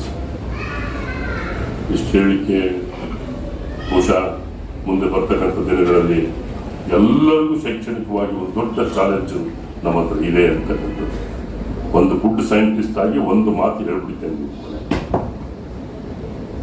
1947 ಸ್ವತಂತ್ರ ಸಿಕ್ಕ ಮೇಲೆ, ನಾವು ಬ್ರಿಟಿಷರಿಂದ ಸ್ವತಂತ್ರ ತಗೊಂಡ ನಂತರ ನಮಗೆ 3 ಸಮಸ್ಯೆ ಬಹಳ ಸ್ಟ್ರಾಂಗ್ ಆಗಿತ್ತು. ಈ ಮನೆಗಳು ಬೇರೆ ಮಾಡ್ಕೊಂಡಾಗ ಸಮಸ್ಯೆ ಇರ್ತಾವಲ್ಲ, ಹಾಗೆ ನಾವು ಬ್ರಿಟಿಷರಿಂದ ದೇಶ ತಗೊಂಡಾಗ ಅವತ್ತಿನ ದಿನ ನಮಗೆ ಕಮ್ಯುನಿಕೇಶನ್ ಇರಲಿಲ್ಲ, ಅವತ್ತಿನ ದಿನ ನಮಗೆ ಶಿಕ್ಷಣ ಇರಲಿಲ್ಲ, ಅವತ್ತಿನ ದಿನ ಫುಡ್ ಕ್ರೈಸಿಸ್ ಇತ್ತು. ಆಹಾರ ಇರಲಿಲ್ಲ, ಶಿಕ್ಷಣ ಇರಲಿಲ್ಲ, ಕಮ್ಯುನಿಕೇಶನ್ ಇರಲಿಲ್ಲ. ಈ 3 ಎಂಥ ಒಂದು ಸಮಸ್ಯೆಗಳು. ಆಹಾರ ಭದ್ರತೆ ಇರಲಿಲ್ಲ, ಶಿಕ್ಷಣ ಇರಲಿಲ್ಲ, ಕಮ್ಯುನಿಕೇಶನ್. ಯಾರಿಗಾದ್ರು ಏನಾದ್ರು ಆದ್ರೆ ಟ್ರಂಕಾಲ್ ಬುಕ್ ಮಾಡಬೇಕು, 3 ದಿನ ನಾವು ಡೆಡ್ ಬಾಡಿ ಇಟ್ಕೊಂಡು ಕಾಯ್ಬೇಕು. 1947 ನಂತರ 60ರವರೆಗೆ ಜವಾಹರ್ಲಾಲ್ ನೆಹರು ಅವರು ಮೊದಲ ಪ್ರಧಾನಮಂತ್ರಿ ಆದಾಗ ಈ ಕಂಟ್ರಿಯನ್ನು ಸಸ್ಟೈನ್ ಮಾಡಲಿಕ್ಕೆ it was a task for him to sustain this country up to 1960 as far as food is concerned. ಶಿಕ್ಷಣ ಬಿಡಿ, ಕಲಿದೇ ಇದ್ದ ಪರವಾಗಿಲ್ಲ. ಯಾರು ಅದಕ್ಕೆ ನಮ್ಮ ಫೋರ್ ಫಾದರ್ಸ್ ಎಲ್ಲ ಯಾರಿಗೂ ಶಿಕ್ಷಣ ಇರಲಿಲ್ಲ. ನಾವು in fact including me and the first generation as education ಇರಲಿಲ್ಲ ಯಾರಿಗೂ ಶಿಕ್ಷಣ. ನಿಮಗೂ ಎಷ್ಟೋ ಜನಕ್ಕೆ ಅನುಭವ ಇರ್ಬೋದು, ಯಾರಿಗೂ ಶಿಕ್ಷಣ ಇರಲಿಲ್ಲ. ಯಾರು ಕರೆದ ಶಿಕ್ಷಣ ಕೊಡುವಂತ ವ್ಯವಸ್ಥೆ 1947 ಇರಲಿಲ್ಲ. ಕಮ್ಯುನಿಕೇಶನ್ ಇರಲಿಲ್ಲ, ಫುಡ್ ಇರಲಿಲ್ಲ, crisis. So then Swaminathan took an initiative to bring the green revolution in this country in 1960. 1960 ಹಸಿರು ಕ್ರಾಂತಿಯನ್ನು ತರೋದ್ರ ಮುಖಾಂತರ ಸ್ವಾಮಿನಾಥನ್ ಅವರು ಈ ದೇಶಕ್ಕೆ ಒಂದು ಪುಸ್ತಕ ಸ್ಟಡಿ ಬಟ್ಟೆ ಕೊಟ್ಟರು. ಅವತ್ತಿನಿಂದ ಇವತ್ತೊಂದು ನಮಗೆ ಫುಡ್ ಸ್ಕೇರ್ಸಿಟಿ ಬಂದಿಲ್ಲ. ಫುಡ್ ಸೆಕ್ಯೂರಿಟಿ ಬಿಲ್ ಬಂತು. ಈಗ ಅಗ್ರಿಕಲ್ಚರ್ ಸೈಂಟಿಸ್ಟ್ಗಳು 2050ನೇ ಇಸ್ವಿವರೆಗೆ ನಮಗೆ ಯಾವುದೇ ತರದ ಫುಡ್ಡಿನ ಸಮಸ್ಯೆ ಬರದ ಹಾಗೆ ನಮ್ಮನ್ನ ನೋಡ್ಕೊಂಡಿದ್ದಾರೆ. ಇನ್ನು 25 ವರ್ಷ ನಮಗೆ 3 ಹೊತ್ತು ಊಟ ಸಿಗೋದಂತೂ ಗ್ಯಾರಂಟಿ. ಅದಕ್ಕೆ ಜವಾಹರ್ಲಾಲ್ ನೆಹರು ಅವತ್ತು ಹೇಳಿದ್ರು, country will survive only with the science and technology and education will remove the poverty and hunger of this country. Only science and technology and the education, communication.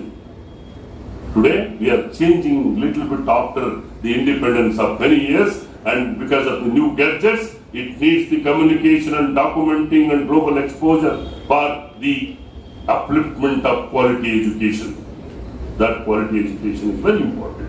Quality education ಬಗ್ಗೆ ಮಾತ್ರ ಚಿಂತನೆ ಮಾಡಬೇಕು ಅಂತ. And work, mindset for the work. We should not show any our lethargic conditions. We are facing a lot of problems with the competing with other countries. ನಾನು ನಿಮ್ಗೆ ಹೇಳಿದೆ, ಒಂದು ಯೂನಿವರ್ಸಿಟಿನಲ್ಲೂ ಇವತ್ತವರೆಗೆ ನಮಗೆ 200 ಯೂನಿವರ್ಸಿಟಿಯಲ್ಲಿ ಇರ್ಲಿಕ್ಕೆ ಆಗ್ತಾ ಇಲ್ಲ. China is coming forward. All United States are coming forward. UK is coming forward, and we are behind China.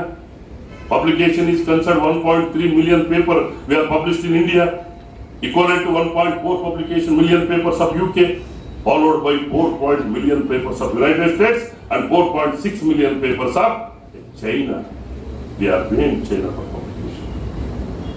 That needs a lot of effort and mindset has to be done for learning, interacting, interdisciplinary knowledge, multicultural activities, and expose the students as much as possible for the global exposure.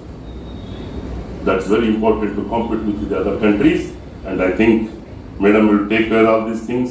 Council is ready to work with the Sanskrit University, whatever is possibilities from the Sanskrit University, and the council will come forward to help.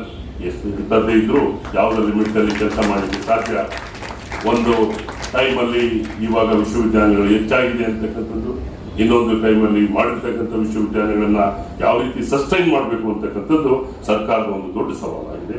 ಆದ್ದರಿಂದ ಸರ್ಕಾರ ಮುಂದೆ ಬರುವ ದಿನಗಳಲ್ಲಿ ಎಷ್ಟರ ಮಟ್ಟಿಗೆ ಸಾಧ್ಯ ಅಷ್ಟರ ಮಟ್ಟಿಗೆ ಎಲ್ಲ ವಿಶ್ವವಿದ್ಯಾಲಯಗಳನ್ನ ಒಂದು ಕ್ವಾಲಿಟಿ ಎಜುಕೇಶನ್ ಕೊಡೋದ್ರ ಮುಖಾಂತರ ಇವತ್ತು ಶಿಕ್ಷಣವನ್ನು ಬೆಳೆಸಬೇಕಾದಂಥ ಪರಿಸ್ಥಿತಿ ನಮಗೆ ಉಂಟಾಗಿದೆ ಅಂತಕ್ಕಂಥದ್ದನ್ನು ಹೇಳ್ತಾ, ನನ್ನನ್ನು ಇಲ್ಲಿ ಮೇಡಮ್ ಅವ್ರು ಕರೆದ್ರು. ಮೇಡಮ್, ನಾನು ಏನ್ ಮಾಡೋದು ಬಂದು ನೀವೇನೋ ಎಲ್ಲ ಸಂಸ್ಕೃತ ಹೇಳ್ತಾ ಇರ್ತೀರಿ, ನನಗೆ ಭಾಷೆ ಬರಲ್ಲ, ಆದರೆ ವಸ್ತುಸ್ಥಿತಿ ಗೊತ್ತು ನನಗೆ ಏನಾಗಬೇಕು ಶಿಕ್ಷಣದಲ್ಲಿ, ಯಾವುದೇ ಭಾಷೆ ಇರಲಿ, ಯಾವುದೇ ಸಬ್ಜೆಕ್ಟ್ ಇರಲಿ, ಯಾವುದಾದ್ರೂ ಏನು ಆಗಬೇಕು ಅಂತ. ಇವತ್ತು ನಿಮಗೆ ಟೆಕ್ನಾಲಜಿನಲ್ಲಿ ನೀವು ತಗೊಂಡಾಗ ನೀವೆಲ್ಲ ಇವತ್ತು ಕಂಫರ್ಟಬಲ್ ಆಗಿ ಕೂತಿದ್ದೀರಿ ಅಂದರೆ, ಇವತ್ತು ನಮಗೆ ಸಿಕ್ಕಿರ್ತಕ್ಕಂಥ ಕ್ವಾಲಿಟಿ ಫುಡ್ಡು, ಇವತ್ತು ಸಿಕ್ಕಿರ್ತಕ್ಕಂಥ ನಮಗೆ ಟ್ರಾನ್ಸ್ಪೋರ್ಟೇಷನ್, ಇವತ್ತು ನಾವು ಒಂದು ಆಟೋಮೆಟಿಕ್ ಕಾರಲ್ಲಿ ಓಡಾಡ್ತಾ ಇದ್ದೀವಿ. We should be proud, we are progressing well. Only 60 years. ನಾನು ಯಾಕೆ ನಿಮ್ಗೆ ಆಕ್ಸ್ಫರ್ಡ್, ಕೇಂಬ್ರಿಡ್ಜ್, ನಿಮ್ಗೆ ಹಾರ್ವರ್ಡ್ಗೆ ಕಂಪೇರ್ ಮಾಡ್ತಾ ಇಲ್ಲ ಅಂತ ಹೇಳಿದ್ರೆ, ಅವುಗೆಲ್ಲ 1000 year old university, 800 year old universities. ನಮ್ದೆಲ್ಲ ಎಷ್ಟು 100 year old ಯೂನಿವರ್ಸಿಟಿ. ಬಟ್ ನಂದು ಏನಪ್ಪ ಅಂದ್ರೆ, ನಾವಿನ್ನು 100 ಹೊಡೆದು ಕೂರುದು ಬೇಡ ಅಂತ ಹೇಳ್ತಾ ಇದ್ದೀನಿ. This is not the day to think.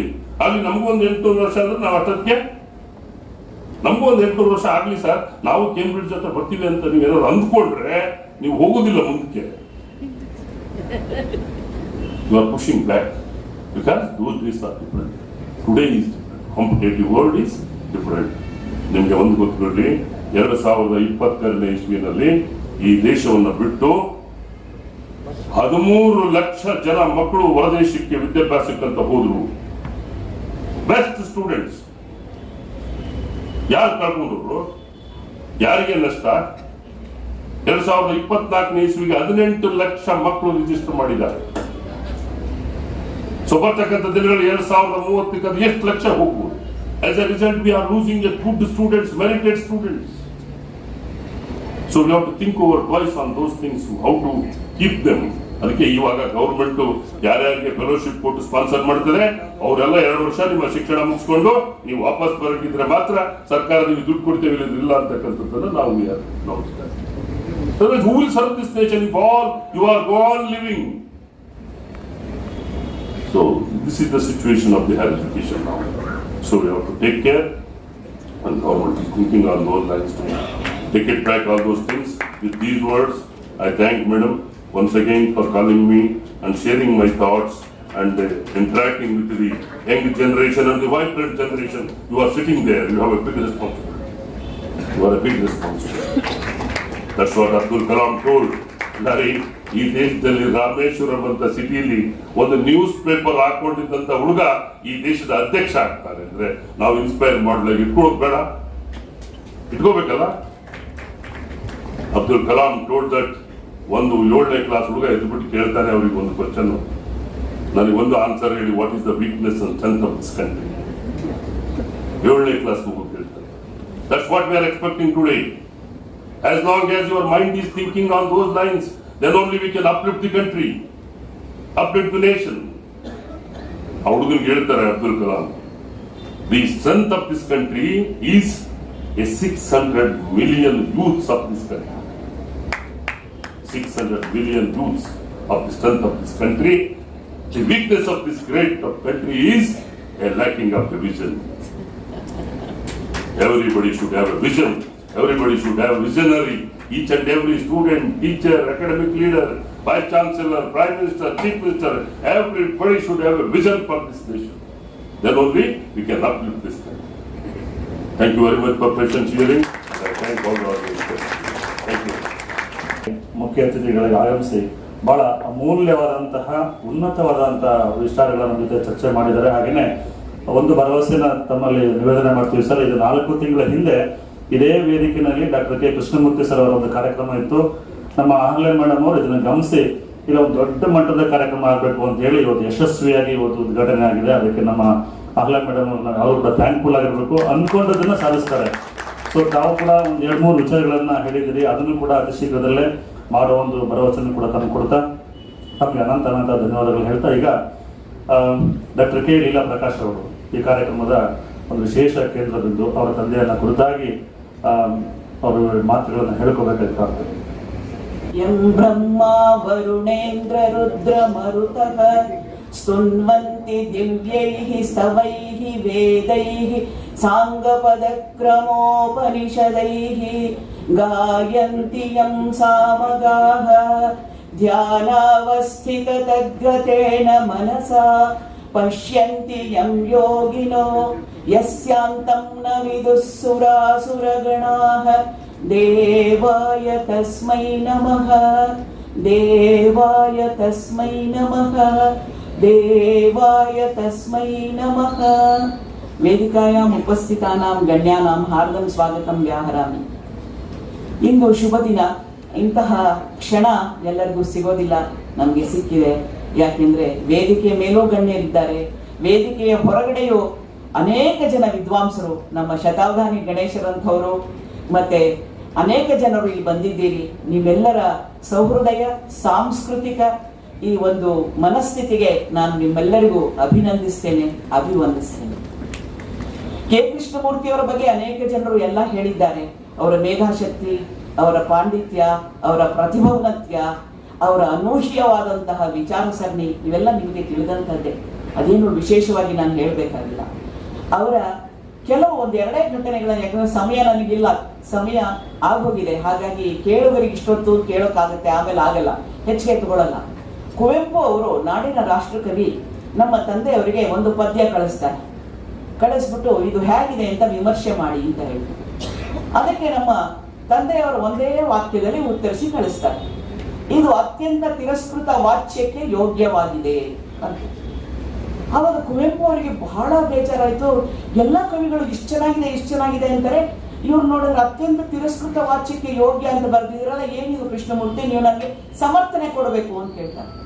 ಆವಾಗ ಕೃಷ್ಣಮೂರ್ತಿಯವರು ಯತ್ರಾರ್ಥ ಶಬ್ದೋವಾ ತಮರ್ಥಂ ಉಪಸರ್ಜನೀಕೃತ ಸ್ವಾರ್ಥವು ವೆಂಟ ಕಾವ್ಯ ವಿಶೇಷ ಸಧ್ವನಿತಿ ಸೂರ್ಯಗೆ ಕಥಿತಃ ಅಂತ ಪದ್ಯ ಹೇಳಿ, ಯಾವುದು ತನ್ನ ಪೂರ್ಣ ಅರ್ಥವನ್ನ ಕಳೆದುಕೊಳ್ಳುತ್ತೋ ಅದು ನಿಜವಾದ ಅತ್ಯಂತ ಉತ್ತಮವಾದಂತಹ ಧ್ವನಿ ಕಾವ್ಯಪ್ಪ, ನೀವು ಅದನ್ನು ಬರ್ದಿದ್ದೀನಿ ಅಂತ ಹೇಳಿದ್ದೀನಿ ಅಂತ ಹೇಳ್ತಾರೆ. ಇದು ಕೃಷ್ಣಮೂರ್ತಿ.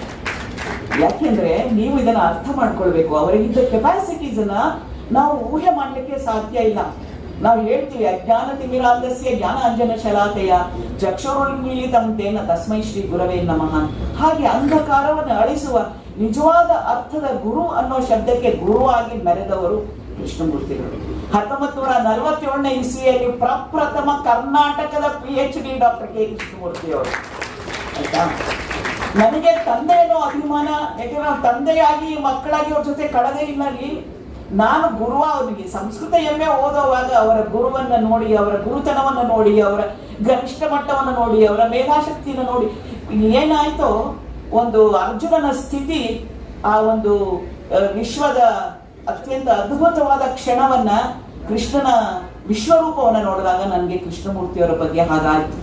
ಮನೆಯಲ್ಲಿ ಯಾವಾಗಲೂ ಬೈಕೊಂಡು ಓಡಾಡ್ತಿದ್ದ ವ್ಯಕ್ತಿನ ಇಷ್ಟು ಚೆನ್ನಾಗಿ ಬರೀತಾನ ಅನ್ನೋ ಹಾಗೆ ಅವರು ಮಾಡಿದ್ದಾರೆ. ಅವರ ಕೆಲಸ ಇವರು ಹೇಳಿದ ಹಾಗೆ ಬರೀ ಅಲಂಕಾರ ಶಾಸ್ತ್ರ ಅಲ್ಲ, ತತ್ವಜ್ಞಾನ ಇರ್ಬೋದು, ಇಂಗ್ಲಿಷಿನ ಸಾಹಿತ್ಯ ಇರ್ಬೋದು, ಯಾವುದೇ ರೀತಿಯಾದ ಶಾಸ್ತ್ರ ಸಾಹಿತ್ಯ ಇರಬಹುದು, ಅದನ್ನ ಈದವಿಕ್ರಮ ಅಂತ ಹೇಳಿ ಬರಿತಾ ಇದ್ದಿದ್ದು. ಮತ್ತೆ ಇನ್ನೊಂದು ವಿಷಯ, ಇವತ್ತೆಲ್ಲ ನಮ್ಗೆ ಬೇಕಾದಷ್ಟು ಗಣಕಯಂತ್ರಗಳ ಸಹಾಯ ಇದೆ, ಅಡಿಟಿಪ್ಪಣಿಗಳನ್ನ ಇಷ್ಟಿಷ್ಟುದ್ದ ಕೊಡ್ಲಿಕ್ಕೆ. ಆದ್ರೆ ಅವರು ಲೈಬ್ರರಿಯಲ್ಲೇ ಕೂತು ದಿವಸಕ್ಕೆ 8 ರಿಂದ 10 ಗಂಟೆ ಕೆಲಸ ಮಾಡದೆ ಅವರು ಪಾಶ್ಚಾತ್ಯ ಪೌರಾತ್ಯ ವಿಚಾರವನ್ನ ವಿವೇಚನೆಯಾಗಿ ವಿಶ್ಲೇಷಣೆಯಾಗಿ ಮಾಡಕ್ ಸಾಧ್ಯ ಆಗ್ತಾ ಇರಲಿಲ್ಲ. ಇನ್ನೊಂದು ವಿಷಯ, ಡಾಕ್ಟರ್ ಪಾವಟೆ ಅವರ ವಿಚಾರ ಹೇಳಿ ನಾನು ಮುಗಿಸ್ತೀನಿ, ಹೆಚ್ಚೊತ್ತು ತಗೊಳ್ಳಲ್ಲ ನಿಮ್ದು. ಅವ್ರದ್ದು ಸಂಸ್ಕೃತ ವಿಭಾಗದಲ್ಲಿ ಅವರಿಗೆ ಆಗ ಇದ್ದಂತಹ ವಿಶ್ವವಿದ್ಯಾಲಯದ ಮುಖ್ಯಸ್ಥರಾದಂತಹ DC ಪಾವಟೆ ಅವರು, ನೀನೇ ಇಲ್ಲಿ ಕೊನೆಯವರೆಗೆ ಇರ್ತೀನಿ ಅಂತ ಅನ್ಕೋಬೇಡ, ನಮ್ಮವ್ರು ಯಾರು ಚೆನ್ನಾಗಿ ಮಾಡಿದ್ರು ಬರ್ಬೋದು, ನೀನು ಯಾಕಂದ್ರೆ ಹುಡುಗರೇ ಇಲ್ಲ, 4-5 ಜನ ಸಂಖ್ಯೆಯಲ್ಲಿದ್ದಾರೆ ಹುಡುಗರು, ನೀನು ಇರ್ತೀಯ ಅಂತ ಅನ್ಕೋಬೇಡ, ನೀನು ಎಷ್ಟು ದಿವಸ ಇರ್ತೀಯೋ ಅಷ್ಟು ದಿವಸ ಇರಬಹುದು ಅಂತ ಹೇಳಿ ಕಳಿಸಿದ್ದಾರೆ. ಆದ್ಮೇಲೆ ಅವರು ಜರ್ಮನಿಗೆ ಹೋಗಿದ್ದಾರೆ ಪಾವಟೆ ಅವರು. ಅಲ್ಲಿ ಹೋದಾಗ ಅವರ ವಕ್ರೋಕ್ತಿ ಜೀವಿತ ಬಿಡುಗಡೆ ಆಗಿತ್ತು. ಆ ನಂತರ ಅಲ್ಲಿಗೆ ಹೋದಾಗ ಅಲ್ಲಿ ವಿದ್ವಾಂಸರು ಡು ಯು ನೋ ಕೇರಳಾಪುರ ಕೃಷ್ಣಮೂರ್ತಿ ಅಂತ ಕೇಳಿದ್ದಾರೆ. ಇವರಿಗೆ ಡಾಕ್ಟರ್ ಕೆ ಕೃಷ್ಣಮೂರ್ತಿ ಅಂತ ಕೇಳಿದ ಕಿವಿಗಳಿಗೆ ಕೇರಳಾಪುರ ಕೃಷ್ಣಮೂರ್ತಿ ಅನ್ನೋ ಹೆಸರು ಗೊತ್ತಿಲ್ಲ. ಆವಾಗ ಆ ಪುಸ್ತಕವನ್ನ ತೋರಿಸ್ತಾರೆ, ನೋಡಿ ನಿಮ್ಮ ಕರ್ನಾಟಕ ಯೂನಿವರ್ಸಿಟಿಯಿಂದಲೇ ಪಬ್ಲಿಷ್ ಆಗಿದೆ ಈ ಪುಸ್ತಕ, ಇವನು ನಿಮ್ಮ ಸಂಸ್ಕೃತ ವಿಭಾಗದಲ್ಲೇ ಇದ್ದಂತಹ ವ್ಯಕ್ತಿ ಆಗಿದ್ದಿರಬೇಕು ಅಂತ. ಓ, ಡಾಕ್ಟರ್ ಕೆ ಕೃಷ್ಣಮೂರ್ತಿನಾ? ಹೌದು. ಅವರ ಕೆ ಅಂದ್ರೆ ಕೇರಳಾಪುರ ಅಂತ ಹೇಳ್ತಾರೆ. ಆನಂತರ ಸಂಸ್ಕೃತ ವಿಭಾಗಕ್ಕೆ ಬಂದ ಅದೇ ವೈಸ್ ಚಾನ್ಸಲರು, ಹುಡುಗ ಇರ್ಲಿ ಬಿಡ್ಲಿ, ಯಾರು ಇರ್ಲಿ ಬಿಡ್ಲಿ, ನೀನು ನಿನ್ನ ಸಂಶೋಧನೆಯನ್ನ ಮುಂದುವರಿಸು, ಇಡೀ ರಾಷ್ಟ್ರಕ್ಕೆ ಗೌರವವನ್ನು ತಂದುಕೊಟ್ಟ ವ್ಯಕ್ತಿ ಅಂತ ಅವರನ್ನ ಶ್ಲಾಘಿಸಿ ಹೋಗ್ತಾರೆ. ಇದು ಇರ್ಬೇಕು. ಇಂತಹ ಕೆಲಸಗಳನ್ನ ಕೃಷ್ಣಮೂರ್ತಿಯವರು ಮಾಡಿದ್ದಾರೆ. ಇಂಗಾಲ್ಸ್ ಬರೀತಾರೆ, ನೀವು ಬನ್ನಿ ಜರ್ಮನಿಗೆ ನಮ್ಮ ಜೊತೆ ಸಹಾಯ ಕೆಲಸ ಮಾಡಿ. ಹೀಗೆ ಕೃಷ್ಣಮೂರ್ತಿಯವರ ವೈವಿಧ್ಯದ ವಿವೇಚನೆ ಅವರು ಮಾಡ್ತಾ ಇದ್ದಂಥದ್ದನ್ನು ನೋಡ್ತಾ ಇದ್ರೆ ನಮ್ಗೆಲ್ಲ ಬಹಳ ಕಷ್ಟವಾಗ್ತದೆ. ಹೀಗೂ ಇರಬಹುದಾ ಅನ್ಸುತ್ತೆ. ಇವತ್ತು ವರಖೇಡಿ ಸಾಹೇಬರು ಮಾಡಿರುವ ಕೆಲಸ ಅತ್ಯಂತ ಸ್ತುತ್ಯಾರ್ಹವಾದದ್ದು. ನಾನು ಹೇಳ್ತಾ ಇರ್ತೀನಿ, ಅವರನ್ನು ನೋಡಿದಾಗೆಲ್ಲ ಕಲ್ಯಾಣಾದ್ಭುತ ಗಾತ್ರಾಯ ಕಾಮಿತಾರ್ಥ ಪ್ರದಾಯಿನೇ ಶ್ರೀಮದ್ ವೆಂಕಟನಾಥಾಯ ಶ್ರೀನಿವಾಸಾಯ ಮಂಗಳಮಂತ ಅದ್ಭುತ ಕಾರ್ಯಗಳನ್ನ ಮಾಡ್ತಾ ಇದ್ದಾರೆ. ಯಾಕಂದ್ರೆ ನಾರ್ತ್ನವರು ಸೌತ್ ಅವರಿಗೆ ಅವಕಾಶ ಕೊಡಲ್ಲ, ಕೊಟ್ಟಿದ್ದಾರೆ, ಏನೋ ನಮ್ಮ ಪುಣ್ಯ, ಅದನ್ನು ಪೂರ್ಣ ಪ್ರಯೋಜನ ನಾವು ಪಡ್ಕೋಬೇಕು. ಅದು ನಮಗಿರುವಂತಹ ಒಂದು ದೊಡ್ಡ ದುಸ್ಸಾಹ ತರಬೇಕು. ಹಾಗೆ ನಮ್ಮ ಅಹಲ್ಯ ಮೇಡಮ್ ಅವರು ಬಂದಿದ್ದಾರೆ. ಅವರು ನನ್ಗೆ ಎಷ್ಟೋ ಜನ ಕೇಳಿದ್ರು, ಏನ್ರಿ ಆಯುರ್ವೇದವರು ಅಂತ. ನಾನು ಅವ್ರಿಗೆ ಹೇಳಿದೆ, ಇಡೀ ಸಂಸ್ಕೃತದಲ್ಲೇ ಬರೆದ ವೈದ್ಯಕೀಯ ಶಾಸ್ತ್ರ ಆಯುರ್ವೇದ, ಅದು ಒಂದು ಶಾಸ್ತ್ರ ಸಾಹಿತ್ಯ.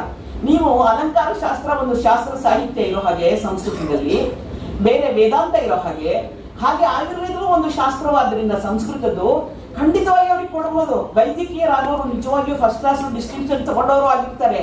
ಮತ್ತೆ ಅವರಿಗೆ ಸಂಶೋಧನಾ ಮನೋವೃತ್ತಿ ಇರ್ತದೆ, ವಿಜ್ಞಾನದ ಬಗ್ಗೆ ಆಸಕ್ತಿ ಇರ್ತದೆ, ಕೆಲಸವನ್ನ ಮಾಡಬೇಕು ಅನ್ನೋ ಪರಿಶ್ರಮ ಇರ್ತದೆ. ಹಾಗಾಗಿ ಯೋಗ್ಯ ವ್ಯಕ್ತಿಯನ್ನು ಆರಿಸಿದ್ದಾರೆ. ಅವರು ಪ್ರಾಂಶುಪಾಲರಾಗಿಯೂ ನಿರ್ವಹಿಸಿ ಆಡಳಿತದಲ್ಲಿಯೂ ತಮ್ಮ ಯೋಗ್ಯತೆಯನ್ನು ಪ್ರದರ್ಶಿಸಿದ್ದಾರೆ ಅಂತ. ಮೇಡಮ್, ನೀವು ಬಂದಿರೋದು ನಮಗೆ ತುಂಬಾ ಸಂತೋಷದ ವಿಷಯ, ಇದನ್ನು ನಾವು ಮರೆಯುವ ಹಾಗಿಲ್ಲ. ಇಲ್ಲಿ ಯಾಕೆ ಅಂದ್ರೆ ಈ ವಿಚಾರಗಳನ್ನ ಹೇಳೋದು, ಸಂಸ್ಕೃತ ನನಗೆ ಗೊತ್ತಿದೆ ಅಂತ 20 ಕ್ರಿಯಾಪದಗಳನ್ನು ಹಿಡ್ಕೊಂಡು ಅಹಂ ಜಾನಾಮಿ, ಅಹಂ ಗಚ್ಚಾಮಿ, ಅಹಂ ಭೋಜನಂ ಕರೋಮಿ, ಅಹಂ ನೃತ್ಯಂ ಕರೋಮಿ ಅಂದ್ರೆ ಸಂಸ್ಕೃತ ಅಲ್ಲ. ಅದೊಂದು 20 ವಾಕ್ಯ ಹೇಳ್ಬಿಟ್ರೆ ಸಂಸ್ಕೃತ ಖಂಡಿತ ಅಲ್ಲ. ಮಾತಾಡಕ್ ಬರ್ತದೆ ಸಂಸ್ಕೃತ ಅಲ್ಲ. ಸಂಸ್ಕೃತ ಒಂದು ಭಾಷೆಯಲ್ಲ, ಸಂಸ್ಕೃತ ಒಂದು ಕಲ್ಚರ್, ಸಂಸ್ಕೃತ ಒಂದು ಹೆರಿಟೇಜ್, ಸಂಸ್ಕೃತ ಒಂದು ಲೆಗಸಿ. ನಮಗೆ ಸಂಪೂರ್ಣವಾಗಿ ಸಂಸ್ಕೃತ ತಿಳ್ಕೊಳ್ಬೇಕಾದ್ರೆ, ಅದರ ನಾಲೆಜ್ಗೆ ಹೋಗ್ಬೇಕಾದ್ರೆ ನಾವು ರಾಮಾಯಣ ಮಹಾಭಾರತಾದಿಗಳಿಂದ, ವೇದೋಪನಿಷತ್ತಿನಿಂದ ಅನೇಕ ಶಾಸ್ತ್ರಗಳ ಪಠಣ ಮಾಡದೆ ಖಂಡಿತ ಸಾಧ್ಯ ಇಲ್ಲ. ಹಾಗಾಗಿ ಭಾಷೆಯಾಗಿ ನೋಡ್ಬೇಡಿ, ಅದರ ನಿಜವಾದ ಸಂಪತ್ತನ್ನು, ಅದರ ಟ್ರೆಷರನ್ನು ಬಳಸ್ಕೊಳ್ಳೋಕ್ಕೆ ಪ್ರಯೋಜನ ಅದನ್ನು ಕೃಷ್ಣಮೂರ್ತಿ ಅವರು ಕಂಡಿದ್ರು. ಬಹಳ ಕಷ್ಟಪಟ್ಟಿದ್ದಾರೆ. ಅವರು ಇವತ್ತಿನವರ ಹಾಗೆ ಒಂದು ಕಚ್ಚೆ ಪಂಚೆ ಉಟ್ಕೊಂಡು, ಧೋತ್ರ ಉಟ್ಕೊಂಡು, ನಾನು ಚೆನ್ನಾಗಿ ವಿಭೂತಿ ಬಳಕೊಂಡು ಸಂಸ್ಕೃತದ ವಿದ್ವಾಂಸ ಅಂತ ತೋರಿಸ್ತಿರ್ಲಿಲ್ಲ. ಅವರು ಸೂಟ್ ಹಾಕೊಂಡೇ ಬರ್ತಿದ್ರು. ಆದರೆ ಅವ್ರ ಮನಸ್ಸು ಮಾತ್ರ ಸನಾತನ ಸಾರಥಿಯಾಗಿತ್ತು. ಹಾಗಾಗಿ ಇಷ್ಟೆಲ್ಲ ಹೇಳೋಕ್ಕೆ ನನಗೆ ಅವಕಾಶ ಕೊಟ್ಟರಲ್ಲ, ಯಾಕಂದ್ರೆ ಅವಕಾಶವೇ ಸಿಗೋಲ್ಲ. ಈಗ ತಾನೇ ನಮ್ಮ ಬರ್ಖೇಡಿ ಸಾಹೇಬರು ಹೇಳಿದಾಗೆ ಹರಿ ಹೇಳಿದ ಶ್ಲೋಕದಿಂದ ನಾನು ವಿರಮಿಸ್ತೇನೆ. ಜಯಂತಿತೆ ಸುಕೃತಿನೋ ರಸಸಿದ್ಧಾಹ ಕವೀಶ್ವರಾಹ ನಾಸ್ತಿ ಯೇಷಾಂ ಯಶಕ್ಕಾಯೇ ಜರಾಮರಣ ಜಂಭಯಂ. ಯಾರು ನಿಜವಾಗಿ ಈ ಜಗತ್ತಿನಲ್ಲಿ ಸ್ತುತ್ಯಾರ್ಹವಾದ ಕಾರ್ಯವನ್ನ ಮಾಡಿದ್ದಾರೋ, ಸುಕೃತಿಯನ್ನ ಮಾಡಿದ್ದಾರೋ, ಒಳ್ಳೆಯ ಕಾರ್ಯಗಳನ್ನು ಮಾಡಿದ್ದಾರೋ, ಅವರಿಗೆ ಮುಪ್ಪಾಗಲಿ ಮರಣವಾಗಲಿ ಇಲ್ಲ. ಅವರು ನಮ್ಮ ಸ್ಮೃತಿಯಲ್ಲಿ ಸ್ವದಾ ಜ್ವಲಂತವಾಗಿ ನೆಲೆಸಿರ್ತಾರೆ. ಅಂಥವರಲ್ಲಿ ಕೃಷ್ಣಮೂರ್ತಿಯವರು. ಮತ್ತೆ ನಮ್ಮ ಡಾಕ್ಟರ್ ಕೆ ಕೃಷ್ಣಮೂರ್ತಿ ಪ್ರತಿಷ್ಠಾನದಿಂದ ನಾವು ಶಿವಮೊಗ್ಗ ಕುವೆಂಪು ವಿಶ್ವವಿದ್ಯಾಲಯದಲ್ಲಿ ಅಲಂಕಾರ ಶಾಸ್ತ್ರದಲ್ಲಿ ಮಾಡಿದವರಿಗೆ ಚಿನ್ನದ ಪದಕ ಇಟ್ಟಿದ್ದೇವೆ, ಧಾರವಾಡದಲ್ಲಿ ಇಟ್ಟಿದ್ದೇವೆ, ಮೈಸೂರಲ್ಲಿ ಇಟ್ಟಿದ್ದೇವೆ. ವಿಚಾರ ಸಂಕಿರಣಗಳನ್ನ ನಮ್ಮ ಕೃಷ್ಣಮೂರ್ತಿ ಸಂಶೋಧನಾ ಪ್ರತಿಷ್ಠಾನದಿಂದ ಮಾಡ್ತಾನೆ ಇದ್ದೀವಿ. ಇದಕ್ಕೆ ನಮ್ಮ ಜೊತೆ ಸಹಕಾರ ನೀವು ಕೊಟ್ಟರೆ ನಾವು ಇನ್ನೂ ಮುಂದುವರಿಸ್ಕೊಳ್ಬಹುದು, ಉಪನ್ಯಾಸ ಮಾಲಿಕೆಯನ್ನು ಮಾಡ್ಬೋದು. ಮೇಡಮ್ ಅವರು ಮುಂದೆ ಬರುವಂತಹ ಕಟ್ಟಡದಲ್ಲಿ ಕೆ ಕೃಷ್ಣಮೂರ್ತಿ ಸಭಾಂಗಣ ಅಂತ ಇಡ್ತೀನಿ ಹೆಸರು ಅಂತ ಹೇಳಿ ನಮ್ಗೆಲ್ಲ ಮೈ ರೋಮಾಂಚನ ಮಾಡಿದ್ದಾರೆ. ಹಾಗಾಗಿ ಅವರಿಗೂ ಧನ್ಯವಾದ ಅರ್ಪಿಸ್ತೀನಿ. ನಮ್ಮ ಮಲ್ಲೇಪುರಂ ಅವರು ಇರಬೇಕಾಗಿತ್ತು, ಅವರೇ ಕಾರಣೀಭೂತರು. ಈ ಒಂದು ಸಂಸ್ಕೃತ ವಿಶ್ವವಿದ್ಯಾಲಯ ಇಲ್ಲಿ ಬಂದು ಇಷ್ಟು ಚೆನ್ನಾಗಿ ನಡೀಲಿಕ್ಕೆ ಅವರು ಇವತ್ತಿಲ್ಲ ಅನ್ನೋದು ನಮಗೆಲ್ಲ ಬಹಳ ಬೇಜಾರಾಗಿದೆ. ಅದರ ಜೊತೆಗೆ ಗಿರೀಶ್ ಚಂದ್ರ ಅವರು ಕೆಲವು ಕಾಲ ವೈಸ್ ಚಾನ್ಸಲರ್ ಆಗಿ ಕಾರ್ಯನಿರ್ವಹಿಸಿದವರು ಅವರು ಇದ್ದಾರೆ. ಋಷಿದೇವ್ ಭಾರ್ಗರ್ ಅವರು ಬಹಳ ಚೆನ್ನಾಗಿ ಮಾತಾಡಿ ತೋರಿದ್ದಾರೆ. ಹಾಗೆ ನಮ್ಮ ಜೊತೆಗೆ ಭೀಮಾ ನಾಯ್ಕ್ ಇದ್ದಾರೆ. ಅವರ ಜೊತೆಗೆ ಎಲ್ಲ ಸಿಬ್ಬಂದಿ ವರ್ಗದವರು, ಮತ್ತೆ ಇಲ್ಲಿರುವಂತಹ ಅಷ್ಟು ಜನ, ಅದರಿಂದ ಮಾಧ್ಯಮ ವರ್ಗದವರು ಎಲ್ಲರೂ ಇದ್ದೀವಿ. ನಾವು ಶತಮಾನೋತ್ಸವದವರು ನಮಗೆ ಇದರ ಜೊತೆ ಸಂಘಟಿಸಿ ಇಂತಹ ಒಂದು ಸುಂದರ ಕಾರ್ಯಕ್ರಮ ಮಾಡಲಿಕ್ಕೆ ಕೊಟ್ಟಂತಹ ತಮ್ಮ ಸಕಲರಿಗೆಲ್ಲರಿಗೂ ನಮಸ್ಕರಿಸುತ್ತೇನೆ. ಸರ್ವೇ ಜನಾಃ ಸುಖಿನೋ ಭವಂತು, ಸರ್ವೇ ಸಂತು ನಿರಾಮಯಾಃ, ಮಾ ಕಶ್ಚಿತ್ ದುಃಖ ಭಾಗ್ ಭವೆ, ಸರ್ವೇ ಭದ್ರಾಣಿ ಪಶ್ಯಂತು. ಓಂ ಶಾಂತಿ ಶಾಂತಿ. ಇದು ಹೃದಯಂಗಮವಾದ ಸನ್ನಿವೇಶ. ತಂದೆಯನ್ನ ಕುರಿತಾಗಿ ಮಗಳು ಹೇಳುವಂತಹ ಒಂದು ವಿಚಾರ ಇದೆಯಲ್ಲ, ಇದು ಕೂಡ ನಿಜಕ್ಕೂ ಕೂಡ ಡಾಕ್ಟರ್ ಕೆ ಕೃಷ್ಣಮೂರ್ತಿ ಅವರು ಧನ್ಯರಾಗ್ತಾರೆ. ಯಾಕಂದ್ರೆ ಅವರ ಮಗಳ ಮೂಲಕ ಇಷ್ಟೊಂದೆಲ್ಲ ಕೆಲಸಗಳಾಗತ್ತಂದ್ರೆ ಅದು ಧನ್ಯಾತ್ಮ ಅವರು. ಸೊ ಧನ್ಯವಾದಗಳು ಮೇಡಮ್. ಹಾಗೆಯೇ ಡಾಕ್ಟರ್ ಕೆ ಲೀಲಾ ಪ್ರಕಾಶ್ ಅವರು ಸಂಸ್ಥಾಪಕ ನಿರ್ದೇಶಕರು, ಡಾಕ್ಟರ್ ಕೆ ಕೃಷ್ಣಮೂರ್ತಿ ಸಂಶೋಧನಾ ಪ್ರತಿಷ್ಠಾನ ಸಾಕಷ್ಟು ಸಂಶೋಧನಾ ಕೆಲಸಗಳು ಮಾಡ್ತಾ ಇದೆ. ಡಾಕ್ಟರ್ ಕೆ ಕೃಷ್ಣಮೂರ್ತಿ ಅವರ ಅನುವಾದಗಳು ಮತ್ತೆ ಹಾಗೆಯೇ ರಿಪ್ರಿಂಟ್ ಆಗಿರೋ ಗ್ರಂಥಗಳು ಇಲ್ಲಿ ಇವತ್ತು 20% ರಿಯಾಯಿತಿನಲ್ಲಿ ದೊರೆಯುತ್ತೆ. ದಯವಿಟ್ಟು ಅದನ್ನು ಉಪಯೋಗಿಸ್ಕೊಳ್ಳಿ. ಹಾಗೇನೆ ಸ್ನೇಹಿತರೆ, ಕನ್ನಡ ಬರದಲ್ಲಿ ಒಂದು ಮಾತು ಬರುತ್ತೆ, ಶಿಕ್ಷಾ ಕ್ಷಯಂ ಗಚ್ಚತಿ ಕಾಲ ಪರ್ಯಾಯಾತ್ ಸುಬದ್ಧ ಮೂಲ ನಿಪತಂತಿ ಪಾದಪಾಹ ಜಲಂ ಜಲಸ್ಥಾನ ಗತಂಚ ಶುಷ್ಯತಿ ಹೃತಂಚ ದತ್ತಂಚ ತಥೈವ ತಿಷ್ಠತಿ. ಅಂದು ಇಂದು ಎಂದೆಂದೂ ಕೂಡ ಈ ವಾಕ್ಯಗಳು ನಾವು ಸುವರ್ಣಾಕ್ಷರದಲ್ಲಿ ಬರೆಯಬೇಕಾಗುತ್ತೆ. ಇವತ್ತು ನಮ್ಮೊಳಗೆ ನಮ್ಮ ನಡುವೆ ಸಾರಸ್ವತ ಕ್ಷೇತ್ರಕ್ಕೆ ಪ್ರಸ್ತುತದಲ್ಲೂ ಕೂಡ ಅನಂತ ಸೇವೆಯನ್ನು ಸಲ್ಲಿಸ್ತಕ್ಕಂತಹ ಶತವಾದನಿ ಗಣೇಶ್ರವರು ಕೂಡ ಇದ್ದಾರೆ. ಅವರು ಕೂಡ ಅನಂತ ನಮಸ್ಕಾರಗಳನ್ನು ಹೇಳುತ್ತಾ, ಅವರು ಕೂಡ ತಾವೆಲ್ಲರೂ ಕೂಡ ಈ ಕ್ಷಣ ಸುವರ್ಣ ಕ್ಷಣ. ಕಾರಣ ಕರ್ನಾಟಕ ಸಂಸ್ಕೃತ ವಿಶ್ವವಿದ್ಯಾಲಯ ಹಾಗೂ ಕೇಂದ್ರೀಯ ಸಂಸ್ಕೃತ ವಿಶ್ವವಿದ್ಯಾಲಯಗಳ ನಡುವೆ ಒಂದು ವಿಶಿಷ್ಟವಾದಂತಹ ಒಂದು ಸುವರ್ಣ ಸಂಭ್ರಮದ ಒಂದು MOU ಆಗ್ತಾ ಇದೆ. ಶೈಕ್ಷಣಿಕ ಕಾರ್ಯ ಚಟುವಟಿಕೆಗಳು ಹಾಗೆ ಸಂಶೋಧನಾ ಕಾರ್ಯಗಳಿಗೆ ಸಂಬಂಧಪಟ್ಟಂತಹ ಎರಡು ಚೇತನಗಳ ನಡುವೆ, ಎರಡು ವಿಶ್ವವಿದ್ಯಾಲಯಗಳ ನಡುವೆ ಇವತ್ತು MOU ಆಗ್ತಾ ಇದೆ. ತಾವೆಲ್ಲರೂ ಕೂಡ ತುಂಬು ಹೃದಯದ ಚಪ್ಪಾಳೆಯೊಂದಿಗೆ ಈ ಒಂದು ಐತಿಹಾಸಿಕ ಕ್ಷಣಕ್ಕೆ ಸಾಕ್ಷೀಭೂತರಾಗಿ ತಾವೆಲ್ಲರೂ ಕೂಡ ಸ್ಪಂದಿಸಬೇಕಾಗಿ ಕೇಳ್ಕೊಳ್ತೀವಿ. ಧನ್ಯವಾದಗಳು ಸರ್. ವಂದನೆಗಳು, ಅಭಿವಂದನೆಗಳು ಎರಡೂ ವಿಶ್ವವಿದ್ಯಾಲಯಗಳ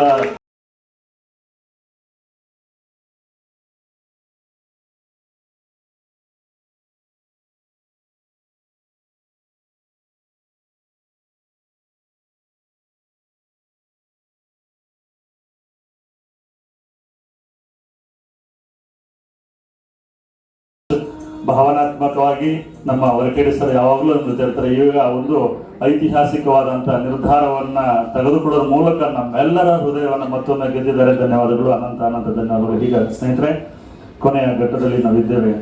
ಬಹಳ ದಕ್ಷೀಯವಾಗಿ ಎಷ್ಟು ದಿನಗಳ ಕಾಲ ಇದ್ವಿ ಅನ್ನೋದು ಮುಖ್ಯ ಅಲ್ಲ, ಇದ್ದಂತಹ ಕೆಲವೇ ದಿನಗಳಲ್ಲಿ ಎಷ್ಟು ಸಾಧನೆಗಳನ್ನ ಮಾಡ್ತೀವಿ ಅನ್ನೋದು ಮುಖ್ಯ ಆಗುತ್ತೆ.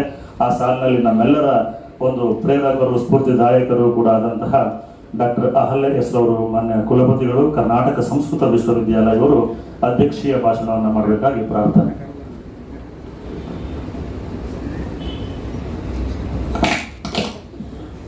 ವಾಗರ್ಥಾವಿವ ಸಂಪೃಕ್ತೌ ವಾಗರ್ಥ ಪ್ರತಿಪತ್ತಯೇ ಜಗತಃ ಪಿತರೌ ಒಂದೇ ಪಾರ್ವತಿ ಪರಮೇಶ್ವರು. ಪ್ರತಿದಿನ ವಾಕ್ ಮತ್ತು ಅರ್ಥದ ಬಗ್ಗೆ ನಾವು ಈ ಶ್ಲೋಕ ಹೇಳ್ತಿರ್ತೀನಿ, ಆದರೆ ಇವತ್ತು ಈ ವಾಕ್ ಮತ್ತು ಅರ್ಥ, ಈ ಧ್ವನಿಗೆ ಒಂದು ವಿಶೇಷ ಅರ್ಥವನ್ನು ಕೊಡುವಂಥ ಕಾರ್ಯಕ್ರಮ ನಾವು ಹಮ್ಮಿಕೊಂಡಿದ್ದೀವಿ.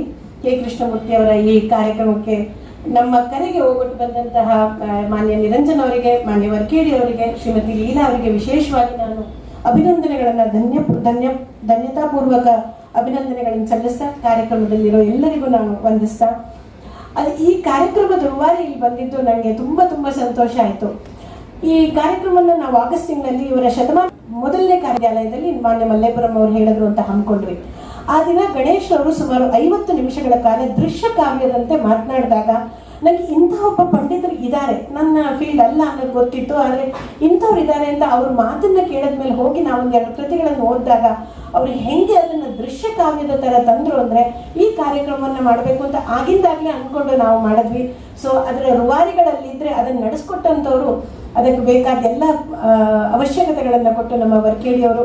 ಸೊ ಅವರಿಬ್ಬರು ಇಲ್ಲಿರೋದು ಈ ಕಾರ್ಯಕ್ರಮದ ಒಂದು ಹೆಚ್ಚಿನ ವಿಶೇಷತೆ ತಂದಿದೆ ಅಂತ ನಾನು ಭಾವಿಸ್ತೀನಿ. ಒಬ್ಬ ಅತ್ಯದ್ಭುತ ಅಧ್ಯಾಪಕ, ಗುರು, ವಿದ್ವಾಂಸರು, ಲೇಖಕರು, ಚಿಂತಕರಾಗಿದ್ದ ಕೃಷ್ಣಮೂರ್ತಿ ಬಗ್ಗೆ ಇಷ್ಟೊತ್ತು ಎಲ್ಲರೂ ಹೇಳಿದ್ರು. ಇವರು ಅಲಂಕಾರ ಮತ್ತು ಧ್ವನಿಗೆ ಸಂಬಂಧಿಸಿದ ಕಾರ್ಯಕ್ರಮ ನಾಂದಿಯಾಗಿ ಶುರುವಾಗಿದೆ. ಈಗ ಸರಳ ಸಜ್ಜನರಾಗಿದ್ದರು ಅಂತ ಅವರ ಮಗಳು ಇಷ್ಟೊತ್ತು ಹೇಳಿ ಅವರು ಬೇರೆ ಸ್ವಭಾವದ ಪರಿಚಯ ಮಾಡಿಕೊಟ್ರು. 3 ಭಾಷೆಗಳಲ್ಲಿನ ಪಾಂಡಿತ್ಯ. ಧ್ವನಿ ಅಂದ ಕೂಡಲೇ ಒಬ್ಬ ವೈದ್ಯರಾಗಿ ನನ್ನ ಮನಸ್ಸಿಗೆ ಬರೋದು, ಒಂದು ಮಗು ಹುಟ್ಟಿದ ಕೂಡಲೇ ಅಳದೇ ಇದ್ರೆ, ಅದರ ಧ್ವನಿ ಬರದೇ ಇದ್ರೆ ಅದರ ಜೀವನವೇ ಇಲ್ವೇನೋ ಅಂತ ಅನ್ನೋ ಹಾಗೆ. ಪಂಚಮಹಾಭೂತಗಳಲ್ಲಿ ಆಕಾಶಕ್ಕೆ ನಾವು ಶಬ್ದವನ್ನು ಕೊಟ್ಟಾಗ ಎಲ್ಲಿ ಅಪ್ರತಿಘಾತ ಇರುತ್ತೆ, ಆಘಾತ ಬಂದ ಕೂಡಲೇ ಎಲ್ಲಿ ಅದಕ್ಕೆ wherever it meets an opposition there starts the sound. ವಾಯು ಮಾಧ್ಯಮವಾದರೂ ಅದಕ್ಕೆ ಶುರುವಾಗೋದು ಶಬ್ದದಿಂದಲೇ, ಆಕಾಶದಿಂದಲೇ ಅನ್ನೋದು. ಅಂತಹ ಧ್ವನಿ ನನಗೆ ವೈದ್ಯರಾಗಿ ಬಂದರೆ ಸಾಹಿತ್ಯ ಕ್ಷೇತ್ರದಲ್ಲಿ ಧ್ವನಿಗೆ, ಅಲಂಕಾರಕ್ಕೆ, ಆ ಅಭಿವ್ಯಕ್ತಿ ಆಶಯದ ಧ್ವನಿಗೆ ಅರ್ಥ ಬೇರೆ ಇದೆ. Language is not what you express but what expresses you ಅಂತ ಹೇಳ್ತಾರೆ. ಪದ್ಯಗಳಲ್ಲಿ ಅನೇಕ ಅರ್ಥಗಳನ್ನು ಕೊಂಡುಕೊಳ್ಳಬಹುದಾದಂಥದ್ದು ಧ್ವನಿಗೆ. The suggested meaning that we can take. In fact that is the beauty of ಸಾಹಿತ್ಯ. ಅದರ ಉದ್ದಗಳ ಆಳ ಅಗಲವನ್ನು ನಾವು ಪರಿಚಯ ಮಾಡ್ಕೊಳ್ಳೋಕ್ಕೆ ಆಗಲ್ಲ. ಎಂತೆಂಥ ದಾರ್ಶನಿಕರು ಅದಕ್ಕೆ ಕೊಡಬೇಕಾಗುತ್ತೆ. ಚಿಂತೆ ಸಂತಾಪಗಳು ಮನಸ್ಸಿಗೆ ವಿರೇಚಕವು, ಸಂತಸೋತ್ಸಾಹಗಳೇ ಪಥ್ಯದುಪಚಾರ ಅಂತ ಕೇಳ್ತೀವಿ. ಇಂತು ಮಂತು ನಡೆಯುತ್ತಿರುವುದು ಆತ್ಮಚಿಕಿತ್ಸೆ, ಎಂತಾದವಂತೆ ಸರಿ ಮಂಕುತಿಮ್ಮ ಅಂತ. ಅಳುವ ಕಡಲಳು ತೇಲಿ ಬರುತ್ತಲಿದೆ ನಗೆಯ ಹಾಯಿ ದೋಣಿ. ಹಾಗಾದರೆ ಜೀವನ ಅಂದರೆ ಬರೀ ದುಃಖ, ಅದರಲ್ಲಿ ಅಪರೂಪಕ್ಕೊಂದು ದೋಣಿ ಥರ ಅಲ್ಲಿ ಇಲ್ಲಿ ಸುಖ ಬರುತ್ತಾ, ಅಥವಾ ಸುಖದ ದೋಣಿಯಲ್ಲಿ ನಾವು ಈ ಜೀವನದಲ್ಲಿ ಹೋಗ್ತಿದೀವ? ಎಷ್ಟು ಥರ ಅರ್ಥ ನಾವು ಮಾಡ್ಕೋಬೋದು. ಪ್ರತಿ ಮನಸ್ಸಿನಲ್ಲೂ ಒಂದು ಕುರುಕ್ಷೇತ್ರ ಇದ್ದು ಆ ಮನಸ್ಸಿಗೆ ಅದರದೇ ಭಗವದ್ಗೀತೆ ಬಂದಂಗೆ ಪ್ರತಿಯೊಬ್ಬ ಓದುಗನ ಮನಸ್ಸಿನಲ್ಲಿ ಬರುವಂಥದ್ದನ್ನು ಹೇಳುವಂಥದ್ದು ಇದರ ಅರ್ಥವಾಗುತ್ತೆ. ಅಂಥದ್ದನ್ನು ವಿಶೇಷವಾಗಿ ಮಾಡಿದ್ದಾರೆ ನಮ್ಮ ಕೃಷ್ಣಮೂರ್ತಿಗಳು ಅಲಂಕಾರದಲ್ಲಿ ಧ್ವನಿಗೆ ಸಂಬಂಧಪಟ್ಟಂತೆ. ಇನ್ಫ್ಯಾಕ್ಟ್ DVG ಅವರನ್ನು ಅವರು ಒಮ್ಮೆ 1958 ಭೇಟಿಯಾದಾಗ ಅವರು ಒಂದು ಪುಸ್ತಕ ಬರೆದಿರ್ತಾರೆ, ಅದು ಭಾವಹನ ಅಲಂಕಾರದ ಕೃತಿ ಅಂತ ಅನ್ಸುತ್ತೆ. ಅವ್ರು ಬರೆದಿರ್ತಾರಂತೆ. ಅದನ್ನ ಓದಿ DVG ಅವರು ಇದು ಸರಿ ಇಲ್ಲ ಅಂತಂದ್ರಂತೆ. 2ನೇ ಕಂದೆ ಪದ್ಯವನ್ನು ಓದಿದಾಗ ಆಗ AR ಕೃಷ್ಣಶಾಸ್ತ್ರಿಗಳು ಅವರು ಇಬ್ಬರು ಇದ್ದಾಗ ಯಾಕೆ ಯಾವ ಭಾಗ ಸರಿ ಇಲ್ಲ ಅಂದಾಗ 2ನೇ ಪದ್ಯ ಸರಿ ಇಲ್ಲ ಅಂತಾರಂತೆ. ಕೃಷ್ಣಮೂರ್ತಿ ಅವರು ಸ್ವತಃ ಬರ್ಕೊಂಡಿದ್ದಾರೆ ಅದನ್ನ. ಆಗ ಅವರು ಕೂತು ಅದನ್ನ ಎಕ್ಸ್ಪ್ಲೇನ್ ಮಾಡ್ತಾರೆ, ವಿವರಣೆ ಕೊಡ್ತಾರಂತೆ. ಅವ್ರಿಗೆ ಭಯ ಕೊಡೋಕ್ಕೆ. ಅಷ್ಟೊತ್ತಿಗಾಗಲೇ ಅವರು ಧೀಮಂತ ಕವಿಯಾಗಿದ್ರು DVG ಅವರು. ಇವರಿನ್ನೂ ಅಷ್ಟೊಂದು ವಯಸ್ಸಿನಲ್ಲಿ ಅವರಿಗೆ ಹಿರಿಯರಲ್ಲ. ಆಗ ಕೃಷ್ಣಶಾಸ್ತ್ರಿ ಅವರು ಇಲ್ಲ ನೀವು ಹೇಳಿ ಇದನ್ನ ಅಂದಾಗ ಅವ್ರು ಹೇಳಿದಾಗ ಅವರು ಇವರಿಗೆ 2 ಪುಸ್ತಕ ಕೊಡ್ತಾರಂತೆ. ಅವರ ಅಂತಃಪುರ ಗೀತೆ ಮತ್ತು ರಾಮಪಟ್ಟಾಭಿಷೇಕ ಕೊಟ್ಟಾಗ ಮೃಷ್ಟಾನ್ನ ನೀಡಿದವರಿಗೆ ಹುರಿ ಇಟ್ಟಾದರೂ ನೀಡಬೇಡವೆ ಅಂತ ಹೇಳಿ ಅವರು ಈ ಪುಸ್ತಕವನ್ನು, ಅವ್ರು 2 ಪುಸ್ತಕವನ್ನು ಕೊಟ್ಟು ಮಾಡ್ತಾರೆ. ಅಂಥ ಧೀಮಂತ ವ್ಯಕ್ತಿತ್ವ DVG ಅವರದು ಮತ್ತು ಕೆ ಕೃಷ್ಣಮೂರ್ತಿ ಅವರದು. DVG ಅವರು ಅವ್ರ ಬಗ್ಗೆ ಬರೀತಾರೆ, you are, if I may speak it, a born scholar and one that puts his conscience into all he does. I admire your insight and sense of accuracy ಅಂತ DVG ಅವ್ರ ಬಗ್ಗೆ ಬರೆದಿದ್ದಾರೆ. ಜವರೇಗೌಡರು ಅವ್ರ ಬಗ್ಗೆ ಬರೆದಿದ್ದನ್ನ ಗದ್ಯ ಶೈಲಿ ಅನ್ನೋದರಲ್ಲಿ ಸಂಸ್ಕೃತ, ಆಂಗ್ಲ, ಕನ್ನಡ ಸಾಹಿತ್ಯ ಸಾಗರದಲ್ಲಿ ಸಲೀಲವಾಗಿ ಈಜಾಡಬಲ್ಲ KK-ಯವರ ಪಾಂಡಿತ್ಯ ಹಾಗೂ ಲೇಖನ ಸಾಮರ್ಥ್ಯ ಅನಾದೃಶ್ಯವಾದವು. ಅವರ ಭಾಷೆಯಲ್ಲಿ ಕಂಡುಬರುವ ಸಂಸ್ಕೃತದ ಪ್ರಾಚುರ್ಯದ ಹೆಚ್ಚಳ ಸಹಜ ಮಾತ್ರವಲ್ಲ, ಕಮನೀಯವಾದದ್ದು. ಕನ್ನಡಕ್ಕೆ ಹೆರವಾಗದಂತೆ ಹೊಂದಿಕೊಳ್ಳುವಂತೆ ಸಂಸ್ಕೃತ ಪದಗಳನ್ನು ಬಳಸುವುದರಲ್ಲಿ ಅವರು ನಿಸ್ಸೀಮರು. ವಾಕ್ಯ ರಚನೆಯಲ್ಲಿ ಸಿದ್ಧಿ ಶುದ್ಧಿಗಳೆರಡನ್ನೂ ದಕ್ಕಿಸಿಕೊಂಡು ಸ್ಥಿತಿಸ್ಥಾಪಕ ಸಾಮರ್ಥ್ಯವನ್ನು ರೂಢಿಸಿಕೊಂಡಿರುವ ಅವರ ಶೈಲಿ ಅನುಕರಣೀಯ ಅಂತ ಇಂಥದ್ದನ್ನೆಲ್ಲ ಓದಿದಾಗ ನಾನು ಎಲ್ಲೋ ಸಾಹಿತ್ಯದ ವಿದ್ಯಾರ್ಥಿ ಆಗ್ಬೋದೇನೋ ಮುಂದೆ ಅನ್ನೋ ಒಂದು ಭಾವನೆ ನನ್ನ ಮನಸ್ಸಿಗೂ ಬರುತ್ತೆ. ಕಾವ್ಯಸ್ಯ ಆತ್ಮ ಧ್ವನಿ ರೀತಿ ಉದೈರ್ಯ ಸಮಾಮ್ನಾಥ ಪೂರ್ವ. ನಮ್ಮ ವಿನಯಾಚಾರ್ಯರು ಈ ಪದವನ್ನು ಆಗಾಗ ಹೇಳ್ತಿರ್ತಾರೆ ನನಗೆ. ಧ್ವನಿ ಎಂಬುದು ಕಾವ್ಯದ ಆತ್ಮ ಅಂತ ಪ್ರಾಚೀನರು ಹೇಳಿದ್ದಾರೆ ಅಂತ ಆನಂದವರ್ಧನರು ಧ್ವನ್ಯಾಲೋಕದಲ್ಲಿ ಹೇಳ್ತಾರೆ. ಸಮಾಮ್ನಾಥ ಪೂರ್ವ ಇದು ಮೌಖಿಕವಾಗಿ ಬಂದ ಸಂಪ್ರದಾಯ. ಅವಿಚ್ಛಿನ್ನೇನ ಪ್ರವಾಹೇಣ ತೈರೀಕ ಉಕ್ತಂ ಅಂತ ಹೇಳ್ತಾರೆ. I always feel culture is tangible and intangible. The tangible part could be a temple, a book that we do, and the intangible part is the tradition that we have handed over, that we have received from generations and that we are handing on. ಈ ಧ್ವನಿ ಮಾತ್ರ it can come under both ಅಂತ ನಂಗೆ ಅನ್ಸುತ್ತೆ. ತಪ್ಪೋ ಸರಿನೋ ಗೊತ್ತಿಲ್ಲ. ವಾಚ್ಯಾರ್ಥ ಲಕ್ಷ್ಯಾರ್ಥ ಬಂದ್ರೆ ಅದೆರಡಕ್ಕೂ ಮೀರಿದ ರಸಾರ್ಥ intangible ಆಗಿ ಬರುವಂಥದ್ದು. These can be the tangible. So something that fits into both the tangible and the intangible aspect is this ರಸ ಅಂತ ನನಗೆ ರಸಧ್ವನಿ ಅಂತ ಯಾವಾಗಲೂ ಅನ್ಸುತ್ತೆ. ಅದನ್ನು ಕೃಷ್ಣಮೂರ್ತಿಯವರು ವಿಶೇಷವಾಗಿ ತಂದಿದ್ದಾರೆ ಅನ್ನೋದನ್ನು ನಾನು ಓದಿದ ಒಂದೆರಡು ಲೇಖನದಲ್ಲಿ ನಾನು ಅರ್ಥ ಮಾಡಿಕೊಂಡೆ. ಧ್ವನ್ಯಾಲೋಕ ಆ್ಯಂಡ್ ಇಟ್ಸ್ ಕ್ರಿಟಿಕ್ಸ್ ಎಂಬ ಆಂಗ್ಲ ಭಾಷೆಯ ಗ್ರಂಥ ಭಾರತೀಯ ಅಲಂಕಾರ ಶಾಸ್ತ್ರದಲ್ಲಿ ಅತ್ಯಂತ ಕಳಶಪ್ರಾಯವಾಗಿದೆ ಅಂತಾರೆ. ಧ್ವನಿ ತತ್ವದ ಉಗಮ, ಆನಂದವರ್ಧನನ ಕಾಲ, ದೇಶಗಳ ವಿವರ, ಕಾವ್ಯ ಪ್ರಕಾರ, ಧ್ವನಿ ಪ್ರಭೇದ ಇತ್ಯಾದಿ ಎಲ್ಲವನ್ನೂ ಹೇಳಿದ್ದಾರೆ. ಧ್ವನಿ is the articulate sound that is derivative or manifestative of inner speech, something that is suggestive ಅಂತ ಭರ್ತೃಹರಿಯಲ್ಲಿ ಸ್ಫೋಟದಲ್ಲಿ ವಾಕ್ಯಪದೀಯದಲ್ಲಿ ಬರುತ್ತೆ. ಹೆಚ್ಚು ಸಮಯ ತಗೊಳ್ಳದೆ ನನಗೆ ಮತ್ತೆ ಕಗ್ಗದ ಒಂದು ಮಾತು ನೆನಪಾಗುತ್ತೆ. ಕ್ಷಣ ಒಂದೇ ಅನಂತ ಕಾಲ ತಾನಾಗುವುದು ಅನುಭವಕ್ಕೆ ಸತ್ಯ ಶಿವ ಸುಂದರಗಳ ಮರೆ. ಕ್ಷಣ ಒಂದೇ ಅನಂತ ಕಾಲ ತಾನಾಗುವುದು ಅನುಭವಕ್ಕೆ ಸತ್ಯ ಶಿವ ಸುಂದರಗಳ ಮರೆ. ಮನ ತುಂಬು ಶಶಿಯಾಗಿ ನೆನಪಮೃತವಾಗುವುದು ಕ್ಷಣದೊಳಕ್ಷಯ ಕಾಣ ಮಂಕುತಿಮ್ಮ ಅಂತ. ಎಷ್ಟನ್ನು ನಾವು ಓದ್ತೀವಿ, ಅದನ್ನು ಎಷ್ಟು ನಾವು ತಗೋತೀವಿ ಅನ್ನೋದು ನಮ್ಮ ಮನಸ್ಸಿನ ಪಕ್ವತೆಗೆ ಮೀರಿ ಸಿಕ್ಕಿದ್ದು. ನಾವು ಎಷ್ಟು ತಗೋತೀವಿ ಅನ್ನೋದನ್ನು ಕ್ಷಣೇ ಕ್ಷಣೇ ಎನ್ನವತಾಮುಪೈತಿ ತದೇವ ರೂಪಂ ರಮಣೀಯತಾಹ ಅಂತ ಮಾದನ ಶಿಶುಪಾಲವದಿಯ ಒಂದು ವಾಕ್ಯದ ಜೊತೆ ನಾವು ಎಷ್ಟು ಅರ್ಥ ಮಾಡ್ಕೋಬೋದು, ಎಷ್ಟು ತಗೋತೀವಿ ಅನ್ನೋದು ನಮ್ಮ ಸೀಮೆಗೆ ಬಿಟ್ಟಿದ್ದು. ಆದರೆ ಒಂದು ಕವಿ ಏನು ಬರೀತಾನೆ, ಅದರ ಅಂತ ಏನು, ಅದರ ಧ್ವನಿ ಏನು ಅನ್ನೋದು ಅವರಿಗೆ ಗೊತ್ತಿದೆ. ಅವರ ಕಾಲಾನಂತರ ಅದನ್ನು ಎಷ್ಟು ವಿಶ್ಲೇಷಣೆ ಮಾಡ್ತೀವೋ ಅಷ್ಟೆಷ್ಟು ಸಿಗ್ತಾ ಹೋಗುತ್ತೆ ಅಂತ ಒಬ್ಬ ಮಹಾನ್ ಲೇಖಕರ ಬಗ್ಗೆ, ಪಂಡಿತರ ಬಗ್ಗೆ ಇಲ್ಲಿ ಇನ್ನೊಂದು ಮಾತನ್ನು ನಾನು ಹೇಳಲೇಬೇಕು. ಆ ದಿನ ಗಣೇಶ್ ಅವರ ಭಾಷಣವನ್ನು ನಾನು ಎಷ್ಟು ತದೇಚಿತ್ತಲಾಗಿ ಕೇಳಿದೆ ಅಂದರೆ ಅವ್ರು ಹೇಳಿದ್ರು, 24ನೇ ವಯಸ್ಸಿನಲ್ಲಿ ಕೃಷ್ಣಮೂರ್ತಿ ಅವರು ಬರೆದಾಗ ಅವರ ಬರಹದಲ್ಲಿನ ಹಿಡಿತ ಏನಿತ್ತೋ 74ರಲ್ಲಿ ಅವರು ಕಡೆಯಲ್ಲಿ ಬರೆದಾಗಲೂ ಅದೇ ಇತ್ತು ಅಂತ ಹೇಳಿದರು. ಆ ಮಾತು ಕೇಳಿದಾಗ ನನಗೆ ಅನ್ನಿಸ್ತು, ಎಂಥ ಪ್ರಕಾಂಡ ಪಂಡಿತರಿರಬೇಕು ಇವರು ಅಂತ. ಅಲ್ಲಿವರೆಗೂ ನನಗೆ ಕೃಷ್ಣಮೂರ್ತಿ ಅವರ ಪರಿಚಯವಿರಲಿಲ್ಲ. ನಿಮ್ಮಿಂದ ನಾನು ಸ್ಫೂರ್ತಿ ಪಡೆದು ಅವರ ಕೆಲವು ಪುಸ್ತಕಗಳನ್ನು ಒಂದು ನೋಡುವಂತಹ ಪ್ರಯತ್ನವನ್ನು ಪಟ್ಟಿದ್ದೇನೆ, ಅದಕ್ಕಿಂತ ಹೆಚ್ಚಲ್ಲ. ಅದರ ಮುಂದೆ ಖಂಡಿತ ಇನ್ನೂ ಮಾಡಬೇಕು ಅಂತಿದೆ. ಲೀಲಾ ಪ್ರಕಾಶ್ ಮೇಡಮ್ ಅವರೇ ತಾವೆಲ್ಲ ವಿಶ್ವವಿದ್ಯಾಲಯದಲ್ಲೂ ತಂದೆಯವರ ಹೆಸರಲ್ಲಿ ಚಿನ್ನದ ಪದಕ ಇಟ್ಟಿದ್ದು ಕೇಳಿ ತುಂಬ ಸಂತೋಷವಾಗಿ ಕರ್ನಾಟಕ ಸಂಸ್ಕೃತ ವಿಶ್ವವಿದ್ಯಾಲಯ ಅದನ್ನು ಎದುರು ನೋಡ್ತಿದೆ ಅಂತ ಈ ಸಮಯದಲ್ಲಿ ತಮಗೆ ಹೇಳಕ್ಕೆ ಇಷ್ಟಪಡ್ತೀನಿ. ಮುಂದಿನ ಕಾಂಬಿನೇಷನ್ನಲ್ಲಿ ನಾವು ಖಂಡಿತವಾಗ್ಲೂ ತಮ್ಮ ಪ್ರತಿಷ್ಠಾನದ ವತಿಯಿಂದ ಇದನ್ನು ಮಾಡ್ತಾ ಸರ್ ಹೇಳಿದಂತಹ ಎಂಡೋಮೆಂಟ್ ಬಗ್ಗೆ ಖಂಡಿತವಾಗ್ಲೂ ಅದನ್ನು ನಾನು ಪ್ರಯತ್ನ ಪಡ್ತೀನಿ. ತುಂಬ ಒಳ್ಳೊಳ್ಳೆ ಸಜೆಷನ್ಸ್ ಕೊಟ್ಟಿದ್ದಾರೆ. ಹೈಯರ್ ಎಜುಕೇಷನ್ ಕೌನ್ಸಿಲಿನ ವೈಸ್ ಚೇರ್ಮನ್ ಆಗಿ ನಮಗೆ ನೀಡಬೇಕಾದ ಮಾರ್ಗದರ್ಶನವನ್ನು ಸರ್ ತುಂಬ ಚೆನ್ನಾಗಿ ಕೊಟ್ಟಿದ್ದಾರೆ. I was just showing the small changes we are bringing about accountability ಬಗ್ಗೆ. I just showed what we are doing with our PhD. ಅದನ್ನು ಇಂಗ್ಲೀಷ್ನಲ್ಲಿ ಅದರ ಸಾರಾಂಶವನ್ನು ಇಟ್ಟಿದ್ದೀವಿ. ಸಂಸ್ಕೃತೇತರರು ಬಂದಾಗ ಕೂಡ ಏನಾಗ್ತಿದೆ ವಿಶ್ವವಿದ್ಯಾಲಯದಲ್ಲಿ ಪಬ್ಲಿಕೇಶನ್ ಬಗ್ಗೆ ಹೆಚ್ಚಿನ ಒತ್ತನ್ನು ಕೊಟ್ಟು ನಾವು ಅದನ್ನು ನೋಡ್ತಿದ್ದೀವಿ. ಮತ್ತು ಔಟ್ರೀಚ್ ಕಾರ್ಯಕ್ರಮದಿಂದ ವಿಶ್ವವಿದ್ಯಾಲಯ how much is it actually touching the lives of people ಅನ್ನೋಕ್ಕೆ ಔಟ್ರೀಚ್ ಕಾರ್ಯಕ್ರಮವನ್ನು ಕೂಡ ಹಮ್ಮಿಕೊಂಡಿದ್ದೀವಿ ಅಂತ ಹೇಳ್ತಾ ತಾವೆಲ್ಲರೂ ಈ ಕಾರ್ಯಕ್ರಮಕ್ಕೆ ಬಂದಿದ್ದಕ್ಕೆ ವಿಶೇಷವಾಗಿ ನಾನು ಅಭಿನಂದಿಸ್ತಾ ಮತ್ತು ನನ್ನ ಧನ್ಯವಾದಗಳನ್ನು ಹೇಳ್ತಾ ಎರಡು ಮಾತನ್ನು ಮುಗಿಸ್ತೀನಿ. ನಮಸ್ಕಾರ.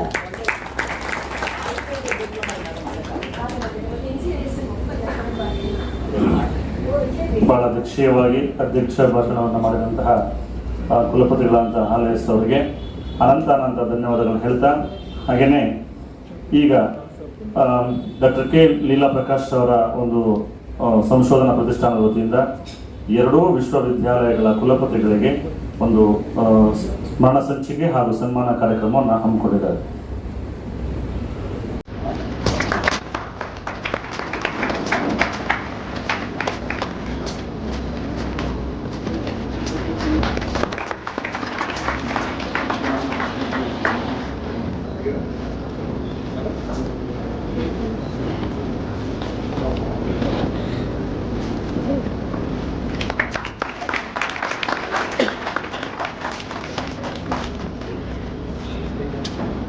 ಈ ಉದ್ಘಾಟನಾ ಸಮಾರಂಭಕ್ಕೆ ನಮ್ಮ ಕರ್ತವ್ಯದ ಎಡೆಬಿಡದ ಕರ್ತವ್ಯವಾಗಿ ಕೃತಜ್ಞತಾಪೂರ್ವಕ ಧನ್ಯವಾದಗಳನ್ನು ಅರ್ಪಿಸುತ್ತಿದ್ದೇನೆ.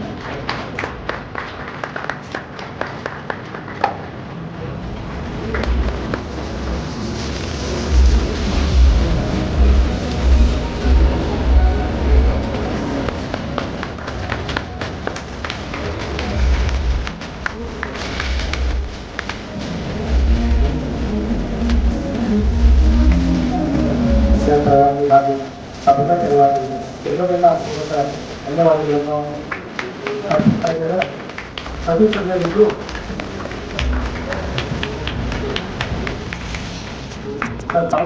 ಸರಿ ಬನ್ನಿ ಸರ್, ಸರಿ ಬನ್ನಿ, ಸರಿ ಬನ್ನಿ ಸರ್. ನೀವು ಹೋಗಿ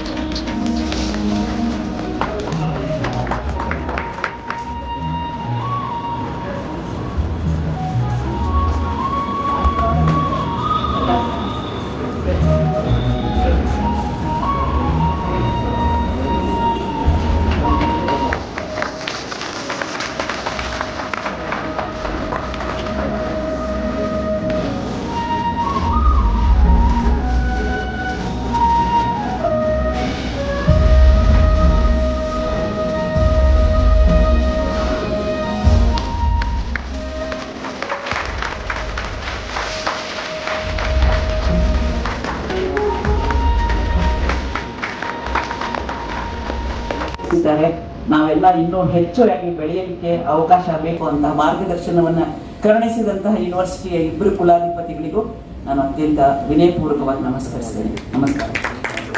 ಥ್ಯಾಂಕ್ ಯು.